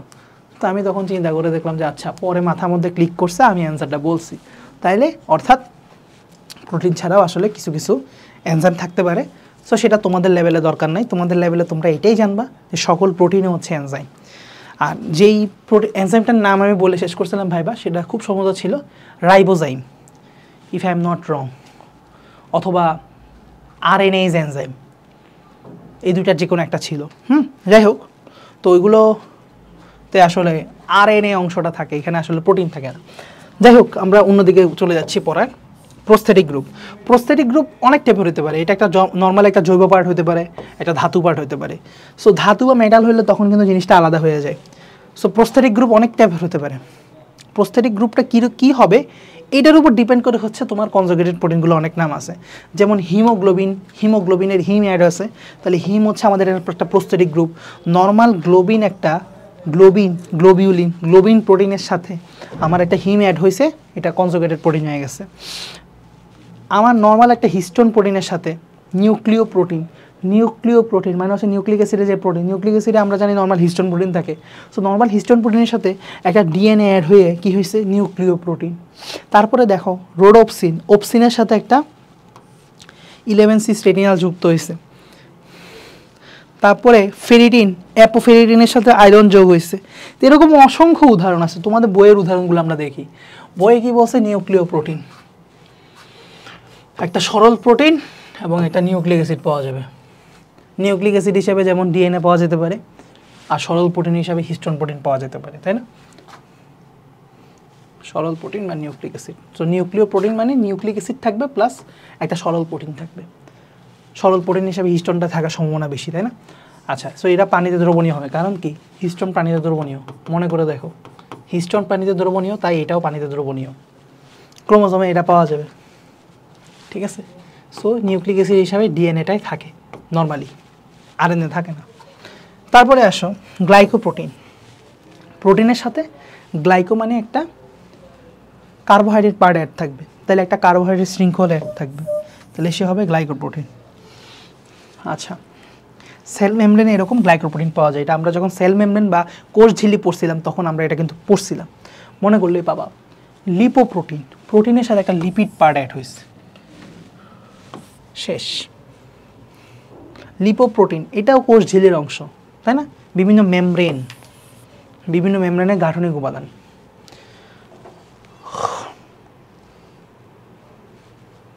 ক্রোমোপ্রোটিন, ক্রোম বিভিন্ন রঞ্জক পদার্থ যুক্ত হবে সরল প্রোটিনের মধ্যে।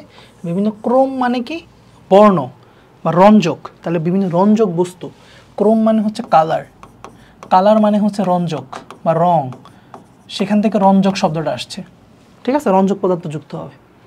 তাহলে এরকম কি আছে, ফ্ল্যাবোপ্রোটিন, বিলিপ্রোটিন, ক্যারাটিনয়েড protein, chlorophyll protein, even হিমোগ্লোবিনও chromoprotein, কারণ হিমোগ্লোবিনের বর্ণ আছে, একটা হিমের একটা বর্ণ আছে। আচ্ছা, মেটালোপ্রোটিন, প্রোটিনের সাথে একটা মেটাল যুক্ত হয়েছে, যে কোনো একটা metal, iron, manganese, magnesium, zinc, এই ধরনের কোনো মেটাল যুক্ত হইলে তাহলে সেটাকে আমরা মেটালোপ্রোটিন বলবো। যেমন এটার উদাহরণ হচ্ছে সিডারোফিলিন এবং সেরোপ্লাজমিন মনে হয়। আচ্ছা, ফসফোপ্রোটিন, ফসফেট গ্রুপ যদি অ্যাড থাকে বা অর্থাৎ ফসফরিক অ্যাসিড। ফসফেট কোথা থেকে আসে? নর্মালি ফসফরিক অ্যাসিড থেকে আসে, যে কোনো ফসফেট নর্মালি ফসফরিক অ্যাসিড থেকে আসে। তাহলে যদি একটা সরল প্রোটিনের সাথে প্রস্থেটিক গ্রুপ হিসেবে ফসফরিক অ্যাসিড যুক্ত থাকে তাহলে সেটা হচ্ছে ফসফোপ্রোটিন। দেখো সংজ্ঞাগুলো বানানো খুবই সোজা। তুমি বলবো একটা সরল প্রোটিনের সাথে প্রস্থেটিক গ্রুপ হিসেবে যদি এটা যুক্ত থাকে তাহলে এটা অমুক যুগ্ম প্রোটিন বা অমুক কনজুগেটেড প্রোটিন বলে, খুবই সোজা সংজ্ঞা বানানো। ফ্ল্যাবোপ্রোটিন যদি এফএডি যুক্ত থাকে, বিভিন্ন ফ্ল্যাভিন যৌগ অর্থাৎ এফএডি সাথে যুক্ত থাকে সরল প্রোটিন, তাহলে হচ্ছে ফ্ল্যাবোপ্রোটিন। লৌহ পোরফাইরিন যদি এ ধরনের প্রোটিনগুলো সাইটোক্রোমের সাথে অ্যাড থাকে অথবা আয়রন পোরফাইরিনের সাথে অ্যাড থাকে। লৌহ পোরফাইরিন মানে কি আয়রন পোরফাইরিন অথবা সাইটোক্রোমের সাথে অ্যাড থাকে। আচ্ছা, শেষ। এখন আসা হচ্ছে ডিরাইভড প্রোটিন বা উদ্ভূত প্রোটিন বা উৎপাদিত প্রোটিন। এগুলো প্রকৃতিতে মুক্ত অবস্থায় থাকে না, তাপের প্রভাবে এনজাইম বা রাসায়নিক পদার্থের ক্রিয়া বিক্রিয়ার ফলে কৃত্রিম উপায়ে প্রোটিন অণু সৃষ্টি করা হয়। সবচেয়ে ইম্পর্টেন্ট হচ্ছে গেলে প্রক্রিয়াতে নর্মাল অবস্থায় পাবেন, এটা একটা কৃত্রিম উপায়ে তৈরি করা হয়, ঠিক আছে? তাপের প্রভাবে এনজাইম দিয়ে বিভিন্নভাবে। সো এটার ক্লাসিক্যাল এক্সাম্পল হচ্ছে তোমার মায়োসিন থেকে মায়োসান সৃষ্টি করা, অ্যালবুমিন থেকে অ্যালবুসোন সৃষ্টি করা, ঠিক আছে? এগুলোই।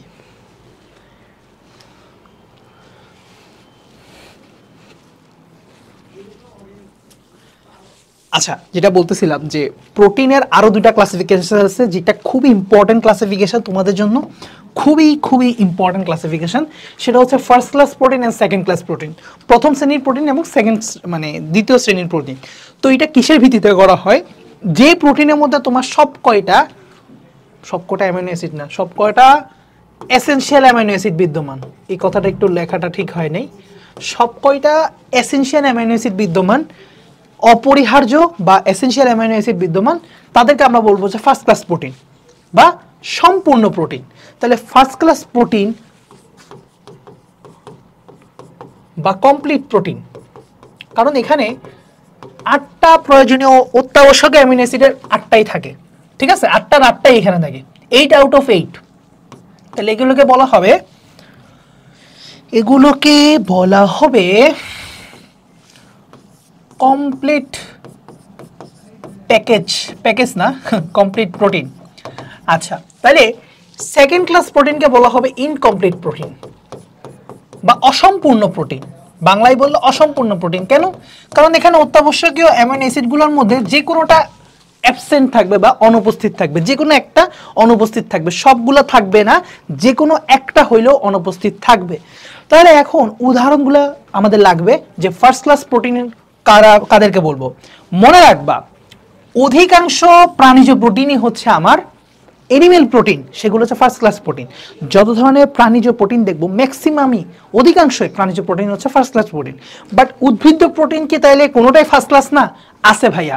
তোমাদের উদাহরণ অনুযায়ী বাদাম এবং সয়াবিন, এই দুইটা হচ্ছে উদ্ভিদের মধ্যে তাদেরকে ফার্স্ট ক্লাস প্রোটিন ডাকা হয়, কারণ এদের মধ্যে মোটামুটি সবকটা অত্যাবশ্যকীয় অ্যামিনো অ্যাসিড থাকে, বাদাম এবং সয়াবিন, ঠিক আছে? আর অধিকাংশ প্রাণীজ প্রোটিনের মধ্যে অবশ্যই মাছ, মাংস, ডিম, দুধ এগুলো তো আছে। এগুলো অ্যাকচুয়ালি আমি আলাদা করে না বললেও চলে, কারণ এগুলো অলরেডি প্রাণীজ প্রোটিনের মধ্যে পড়ে গেছে। আর আমরা বলছি অধিকাংশ প্রাণীজ প্রোটিন, যদি এটা এনিমেল উদ্ভূত প্রোটিন হয় তাহলে অবশ্যই এনিমেল প্রোটিন হলে মাছ, মাংস, মানে যারা হচ্ছে নন ভেজ বলতে পারি, নন ভেজ মাছ, মাংস, দুধ, ডিম সবই হচ্ছে কি আমার ফার্স্ট ক্লাস প্রোটিন। আর এছাড়া ভেজিটেবলসের মধ্যে, ভেজ আইটেমের মধ্যে বাদাম এবং সয়াবিন এই দুইটা হচ্ছে আমার ফার্স্ট ক্লাস প্রোটিন। তাহলে সেকেন্ড ক্লাস প্রোটিন কারা? অধিকাংশ উদ্ভিজ্জ প্রোটিন।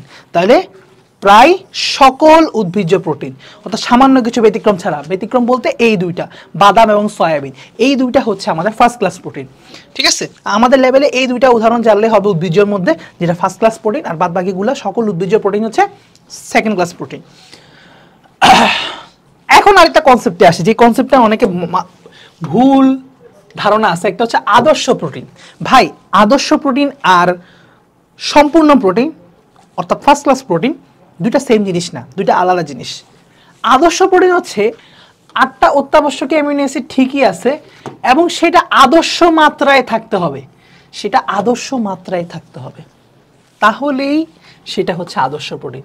অর্থাৎ এখানে আরেকটা কিন্তু লাগাইছে, 8টা অত্যাবশ্যকীয় অ্যামিনো অ্যাসিড থাকলেই হবে না, সেটা আবার সুনির্দিষ্ট মাত্রা অর্থাৎ আদর্শ মাত্রায়ও থাকা লাগবে, তাহলে আমি বলতে পারবো।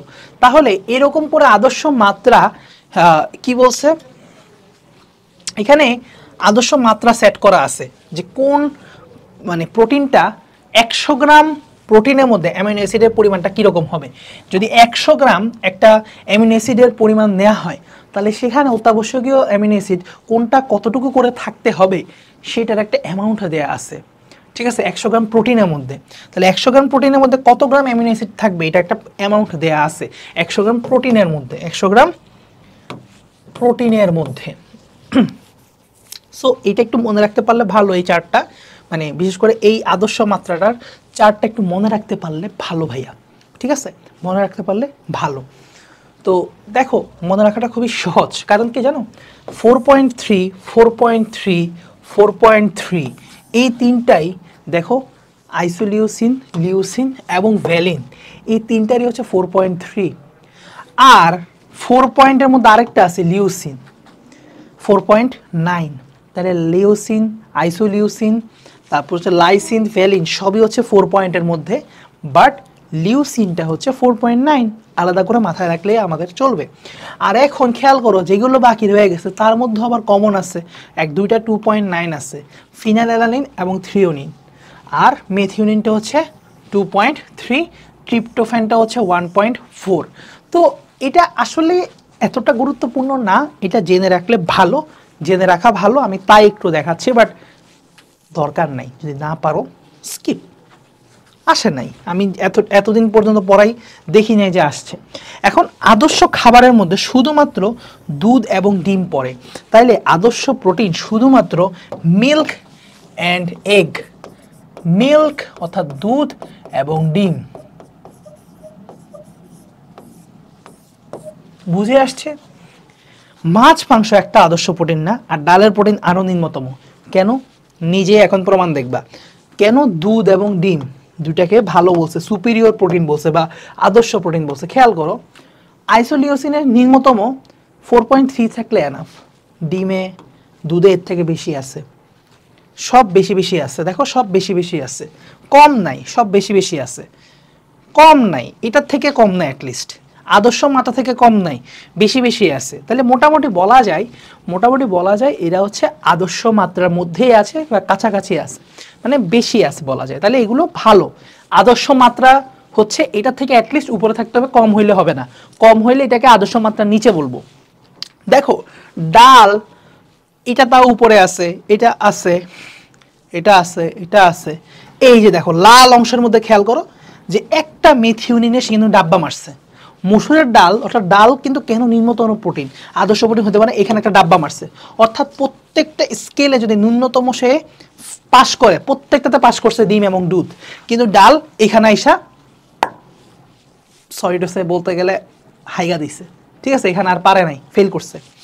আচ্ছা, তারপরে দেখো মাছের বেলায়, মাছ এবং মাংসের বেলায় দুইজনই, আবার ডালও সেম, ট্রিপ্টোফ্যানে এসে ফেল করছে। তাহলে খেয়াল করে দেখো সবাই প্রায় ম্যাক্সিমাম ডাল মাছ মাংস সবাই এসে হচ্ছে ট্রিপ্টোফ্যানে ফেল করতেছে, মানে ট্রিপ্টোফ্যান 1.4 থাকা উচিত, কেউ এই 1.4 মাত্রাটাও আনতে পারতেছে না। সো ডাল কেন মাছ মাংসের থেকেও খারাপ অবস্থায়, কারণ দেখো সে আবার মেথিওনিনেও ফেল করতেছে, দুইটা সাবজেক্টে ফেল করতেছে, বুঝছো? সো এই একটা চার্ট দিয়ে আমরা বুঝতে পারি যে কে আসলে আদর্শ প্রোটিন। আদর্শ প্রোটিন দুইটাই, মিল্ক এবং এগ, ঠিক আছে, দুধ এবং ডিম। সো ধন্যবাদ সবাইকে। আমি আশা করি তোমাদের প্রোটিন অংশটা খুব ভালো করে তোমরা বুঝতে পারছো, এখানে কোনো সমস্যা হওয়ার কথা না। তারপরে আমরা একটাবার বই একবার রিভিউ করি, দেন হচ্ছে আমরা চ্যাপ্টারটা শেষ বলতে পারি। কারণ বইয়ে যদি আরেক কিছু ইম্পর্টেন্ট লাইন থাকে আমি সেটা না পড়াই যায়, আমি এটা আমার কাছে অপরাধী মনে হবে। সো আমি এই অপরাধ করবো না, এগুলো অলরেডি পড়াইছি আমি। এই জিনিসটা আমি পড়াতে যাচ্ছিলাম, এই জিনিসটা বাদ পড়ছে। ইয়েস, এই যে বইটা উল্টানোতে সুবিধা হয়েছে, আমি এই জিনিসটা চাইছিলাম তোমাদেরকে পড়াই দিব। দেখো ভাইয়া, আমি আগেই বলছিলাম যে পলিপেপটাইড চেইন একটা থাকতে পারে, দুটো থাকতে পারে, তিনটা থাকতে পারে, চারটা থাকতে পারে। পলিপেপটাইড একটা দিয়েই প্রোটিন হবে এমন না। যেমন আমরা দেখছি ইনসুলিনের ক্ষেত্রে দুইটা পলিপেপটাইড চেইন দিয়ে একটা প্রোটিন তৈরি হয়েছে। তাহলে যদি একটা পলিপেপটাইড চেইন দিয়েই প্রোটিন তৈরি হয়, তাহলে সে হচ্ছে, এটা উদাহরণ হচ্ছে লাইসোজাইম। দুইটা পলিপেপটাইড চেইন দিয়ে সে হচ্ছে ইন্টিগ্রিন।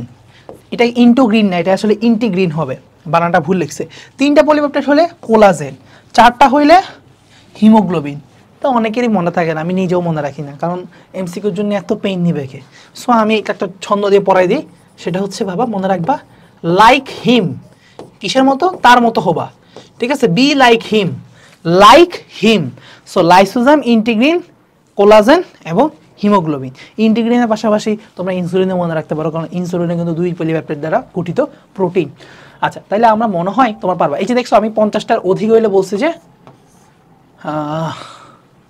পলিপেপটাইড, যেখানে যাতে পেপটাইড যেগুলো 50-এর অধিক অ্যামিনো অ্যাসিড থাকে।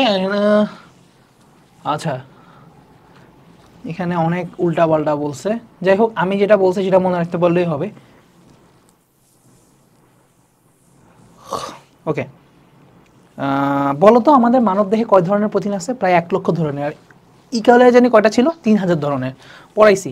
একমাত্র রাইবোজোমের প্রোটিন সংশ্লিষ্ট। তাহলে এই প্রোটিনটা কোষের কোন কোষে, মানে সরি, কোন কোষীয় অঙ্গনে তৈরি হয় এটা আমরা জানি, আশা করি, না রাইবোজোমে তৈরি হয়। আচ্ছা, তারপরে এগুলো পড়ানো শেষ। গাঠনিক প্রোটিন আচ্ছা, এই পার্টটা আমাদের পড়ানো হয়নি। সো এই অংশটাও আমাদের গুরুত্বপূর্ণ, প্রোটিনের ক্লাসিফিকেশন। যদিও এই ক্লাসিফিকেশনটা কিছুটা কম গুরুত্বপূর্ণ। সরল প্রোটিন, যুগ্ম প্রোটিন এবং হচ্ছে উৎপাদিত প্রোটিন, এই ক্লাসিফিকেশনটা সবচাইতে গুরুত্বপূর্ণ। তারপরে সেকেন্ড মোস্ট ইম্পর্টেন্ট হচ্ছে first class protein, second class protein, এবং দ্য থার্ড মোস্ট ইম্পর্টেন্ট হচ্ছে আমাদের এই প্রোটিনের এই ক্লাসিফিকেশনটা। যেটা চাচ্ছিলাম সেটা হচ্ছে, দেখো ভাইয়া, গাঠনিক প্রোটিন এবং তোমার হচ্ছে কার্যকরী প্রোটিন, কাজের ভিত্তিতে, জৈবিক কার্যাবলীর ভিত্তিতে। গাঠনিক প্রোটিনগুলো শুধুমাত্র দেহের গঠনে কাজ করতেছে, এটা নির্দিষ্ট কোনো কাজ করতেছে না, নির্দিষ্ট কোনো কাজ করতেছে, জাস্ট দেহ গঠনে কাজ করতেছে। যেমন খেয়াল করো এখানে অনেকগুলো প্রোটিনের নাম দেওয়া আছে, যেমন ত্বক, শিং, নখ, খুর, পালক ইত্যাদিতে স্ক্লেরোপ্রোটিনগুলোর নাম দেখছিলাম। এই স্ক্লেরোপ্রোটিনের মধ্যে কি আছে? কেরাটিন নামক স্ক্লেরোপ্রোটিন আছে, এটা কিন্তু একটা গাঠনিক প্রোটিন। তারপরে দেখো কোলাজেন, এটা একটা গাঠনিক প্রোটিন। তারপরে খেয়াল করো ফাইব্রাইন, স্ক্লেরোটিন, কন্ড্রিন, তরুণাস্থি থাকা কন্ড্রিন, অস্থিতে থাকা সেইন, এইগুলো হচ্ছে আসলে গাঠনিক প্রোটিন। এবং তোমাদেরকে এগুলো একটু কষ্ট করে সম্পূর্ণ উদাহরণটা মনে রাখতে হবে যে কোন জায়গায় কোন গাঠনিক প্রোটিন থাকে, অস্থি, টেন্ডন, যোজক টিস্যু এগুলোতে কোনটা থাকে, কোলাজেন। ঠিক আছে, একটু কষ্ট করে এগুলো তোমাকে ভালো করে পড়তে হবে যে কোথায় কোনটা থাকে। যেমন তরুণাস্থিতে কন্ড্রিন থাকে, অস্থিতে সেইন থাকে, এটা একদম আলাদা করে পড়তে হবে। শুধুমাত্র সেইন কন্ড্রিন পড়ে গেলে তাকে হলে হবে না, একটু ভালো করে পড়তে হবে। সো এই জন্য একদম তোমাদেরকে দুইটা লাইন একদম ভালো করে হাইলাইট করে দেওয়া আছে। হ্যাঁ, আচ্ছা, তারপরে আসো কার্যকরী প্রোটিনের বেলায়। কার্যকরী প্রোটিন হচ্ছে মূলত যে আমরা যেগুলো ফাংশন লিখতে গেলে যেগুলো নিয়ে আমরা কথা বলি, এনজাইম নিয়ে কথা বলি, হরমোন নিয়ে কথা বলি, ভিটামিন নিয়ে কথা বলি, শ্বাসরঞ্জক নিয়ে কথা বলি, অ্যান্টিবডি নিয়ে কথা বলি, অর্থাৎ যাদেরকে নিয়ে কথা বলা হবে তারাই হচ্ছে আমাদের ফাংশনাল প্রোটিন। সো মনে রাখতে হবে এনজাইম, হরমোন, ভিটামিন, শ্বাসরঞ্জক এই চারটার কথা বলতেই হবে। এই চারটা হচ্ছে আমাদের ফাংশনাল প্রোটিন, বা এদেরকে আরেকটা অপর নাম আছে রেগুলেটরি প্রোটিন বা নিয়ন্ত্রক প্রোটিন, সবগুলো অপর নাম দেখতে হবে। দেখো এখন হচ্ছে আকৃতি অনুযায়ী আরেক ধরনের ক্লাসিফিকেশন আছে, আরেকটা ক্লাসিফিকেশন আছে আকৃতি অনুযায়ী। একটা হচ্ছে ফাইব্রাস এবং গ্লোবিউলার, ফাইব্রাস এবং গ্লোবিউলার, যেগুলো দেখতে ফাইবারের মতো, তন্তুর মতো হবে, সমান্তরালে একটা অক্ষ বরাবর সজ্জিত থাকবে, তন্তুর আকার ধারণ করবে, সেগুলো হচ্ছে তন্তুময় প্রোটিন।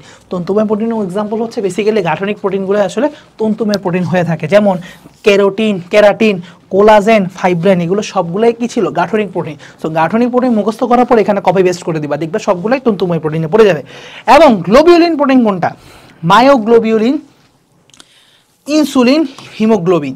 সো গ্লোবিন শব্দটা থাকেই, গ্লোবিন, হিমোগ্লোবিন, মায়োগ্লোবিন, ইনসুলিন, ঠিক আছে, এগুলো হচ্ছে গোল আকৃতির প্রোটিন, ঠিক আছে, গোলক আকৃতির প্রোটিন।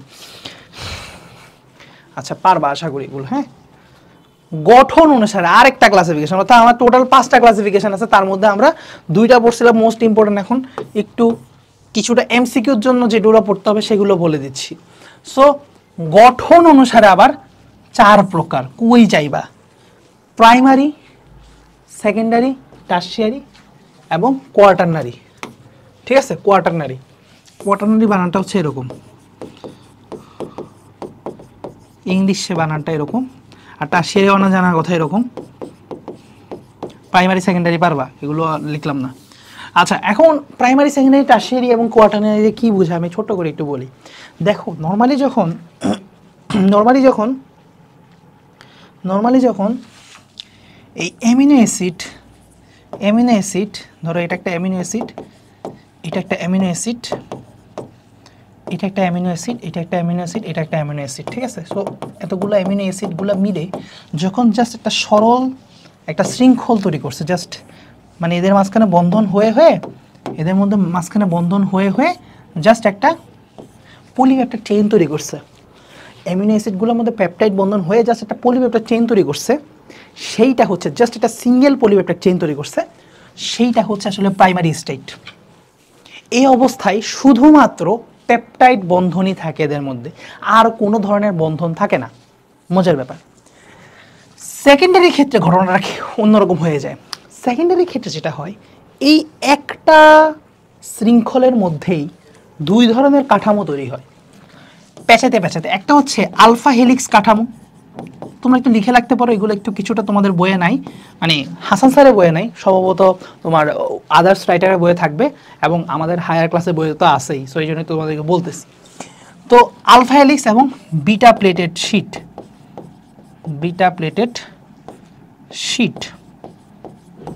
2টা ফরম্যাটে থাকে সেকেন্ডারি স্ট্রাকচারে। কীরকম হয়, এই লম্বা শিকলটাই কোনো জায়গায় এরকম আলফা হেলিক্স হয়ে যায়,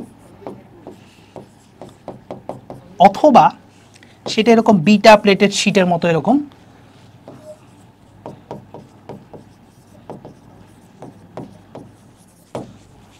স্ট্রাকচার হয়, ঠিক আছে।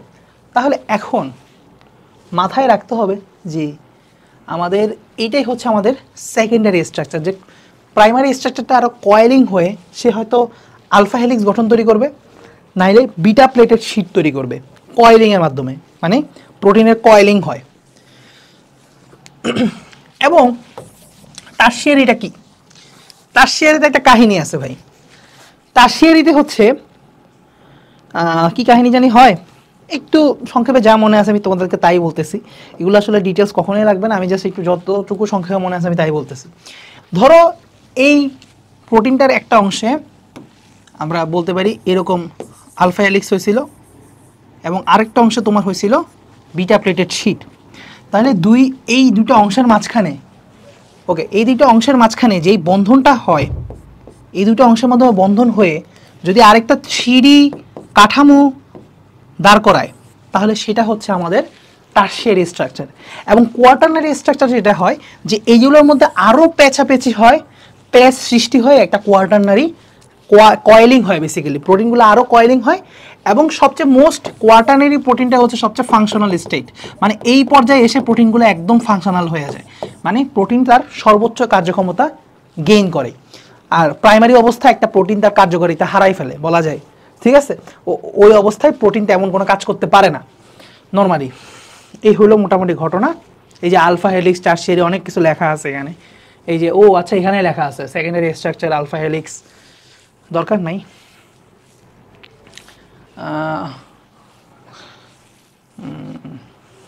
হিমোগ্লোবিন হচ্ছে কোয়াটারনারি প্রোটিন, বুঝছো, একদম কোয়াটারনারি প্রোটিন। এই যে এগুলো তো পড়াই ফেলছি ভাইয়া, এগুলো অলরেডি পড়াই ফেলছি ভাইয়া। আচ্ছা, ল্যাকটালোমিন একদম এক্স্যাক্টলি জিনিসপত্র এগুলোই পড়াইছি। এই যে মোটরের বীজে লেগুলিন, চিদা বাদাম, হ্যাঁ যে ঠিক আছে এগুলো। আচ্ছা, গ্লুটেলিন, এখানে কোনো কিছু বাদ পড়তেছে কিনা কেউ দেখে নিই আমরা, জাস্ট আমার মনে হয় না কোনো কিছু বাদ পড়ছে। সো আমরা এই তো এগুলোই, এই যে এই চারটা সামারি চারটা পড়বা, এটা তোমাদের কাজে লাগবে। এই সামারি চারটা পড়লে আমাদের সব মানে প্রোটিনের সবচেয়ে মোস্ট ইম্পর্টেন্ট ক্লাসিফিকেশনটা পড়া হয়ে যাবে। সরল প্রোটিন নামগুলো মুখস্থ করবা, যুগ্ম প্রোটিন নামগুলো মুখস্থ করবা, উদ্ভূত প্রোটিন নামগুলো মুখস্থ করবা, ঠিক আছে। সরল আর উদ্ভূত মুখস্থ করলে, যুগ্ম প্রোটিন মুখস্থ না করলেও তুমি দেখলে বুঝবা যে প্রোটিনের সাথে কোনো একটা গ্রুপ অ্যাড আছে, কোনো একটা অদ্ভুত নাম অ্যাড আছে, তাইলে সেটাই হচ্ছে যুগ্ম প্রোটিন। শেষ। প্রোটিনের কাজ পড়বা খুব ভালো করে, বইয়ে দেওয়া আছে, খুব ভালো করে পড়তে হবে। এটা তোমার পরীক্ষায় একদম মানে রিটেনেও আসে, অর্থাৎ তোমার সৃজনশীলও আসবে। প্রোটিনের ভূমিকা এখান থেকে লিখতে পারো অথবা আগের পয়েন্ট থেকে লিখতে পারো, যাই হোক মোটামুটি অনেকগুলো পয়েন্ট লিখবা। আর যে পয়েন্টগুলো দাগাই দিছি এগুলো খুব ভালো করে মনে রাখবা। এক্স্যাক্টলি যে পয়েন্টগুলো দেখাইছি সেগুলো এমসিকিউর জন্য মনে রাখবা, এবং পারলে খাতার মধ্যে যখন সৃজনশীল লিখবা ওই পয়েন্টগুলোই বেশি ম্যাক্সিমাম ফোকাস দিয়ে লেখার চেষ্টা করবা, কারণ তাইলে স্যাররা বুঝবে যে তুমি ইম্পর্টেন্ট পয়েন্টেই ফোকাস করছো, ইম্পর্টেন্ট পয়েন্টগুলোই ঠিকভাবে মনে রাখছো। আচ্ছা ঠিক আছে, এই তো।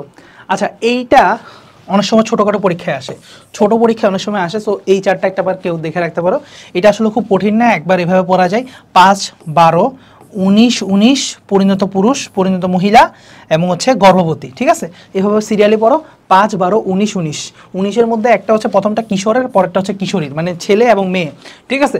সো 5, 12, 19, 19, তো 5, 12 মানে হচ্ছে 6 থেকে 12, 19, 19 মানে হচ্ছে এখানে 13 থেকে 19 হবে, 13 থেকে 19 হবে। আর হচ্ছে প্রাপ্তবয়স্ক পুরুষ, প্রাপ্তবয়স্ক মহিলা এবং গর্ভবতী। এই সিরিয়ালটা মুখস্থ রাখবা। এরপর আমার মনে হয় না মুখস্থ রাখা খুব কঠিন হবে, কারণ দেখো 5, 12, 19, 19, ঠিক আছে। 19, 19 পড়ছো না? সো এখান থেকে আমরা বলতে পারি 3 নাম্বার পয়েন্ট এবং লাস্ট পয়েন্টের দিকে দেখো 71 দিয়ে আমাদের 71-এর মুক্তিযুদ্ধের কথা মনে করতে পারো, ঠিক আছে। তারপর 3 নাম্বার পয়েন্টে দেখো 52-র ভাষা আন্দোলনের কথা মনে করতে পারো। 71-এর মুক্তিযুদ্ধ, 52-র ভাষা আন্দোলন। তারপরে খেয়াল করো কীভাবে হচ্ছে যে 46 মনে করবো যে ক্রিকেট খেলার মধ্যে 4 এবং 6 হয়, 4 ছক্কা হাঁকানো। সো সেখান থেকে 4, 6 মনে রাখলা। আর এটা যেহেতু পুরুষের একটু বেশি হাঁকাবে, সো 5 ছক্কা, যদিও 5 ছক্কা হয় না। সো যাই হোক কীভাবে মনে রাখলা, তাহলে বাকি দুইটা 10 এবং 19 রয়ে গেল। সো এইভাবে করে মনে রাখতে পারো, তোমাদের ছোটোখাটো পরীক্ষা আসতে পারে, বাট এটা এতটাই ইম্পর্টেন্ট না, বাট তাও আমি পড়াই দিলাম। যেটা একটু পড়ানো লাগবে আমি সেটাও পড়াই দিলাম। দ্যাটস ইট, আমাদের প্রোটিন শেষ আলহামদুলিল্লাহ। সো আজকের জন্য এতটুকুই। পরবর্তী ক্লাসে দেখা হচ্ছে তোমাদের সাথে লিপিড নিয়ে ইনশাল্লাহ, এবং শেষ ক্লাস এনজাইম নিয়ে। আসসালামু আলাইকুম।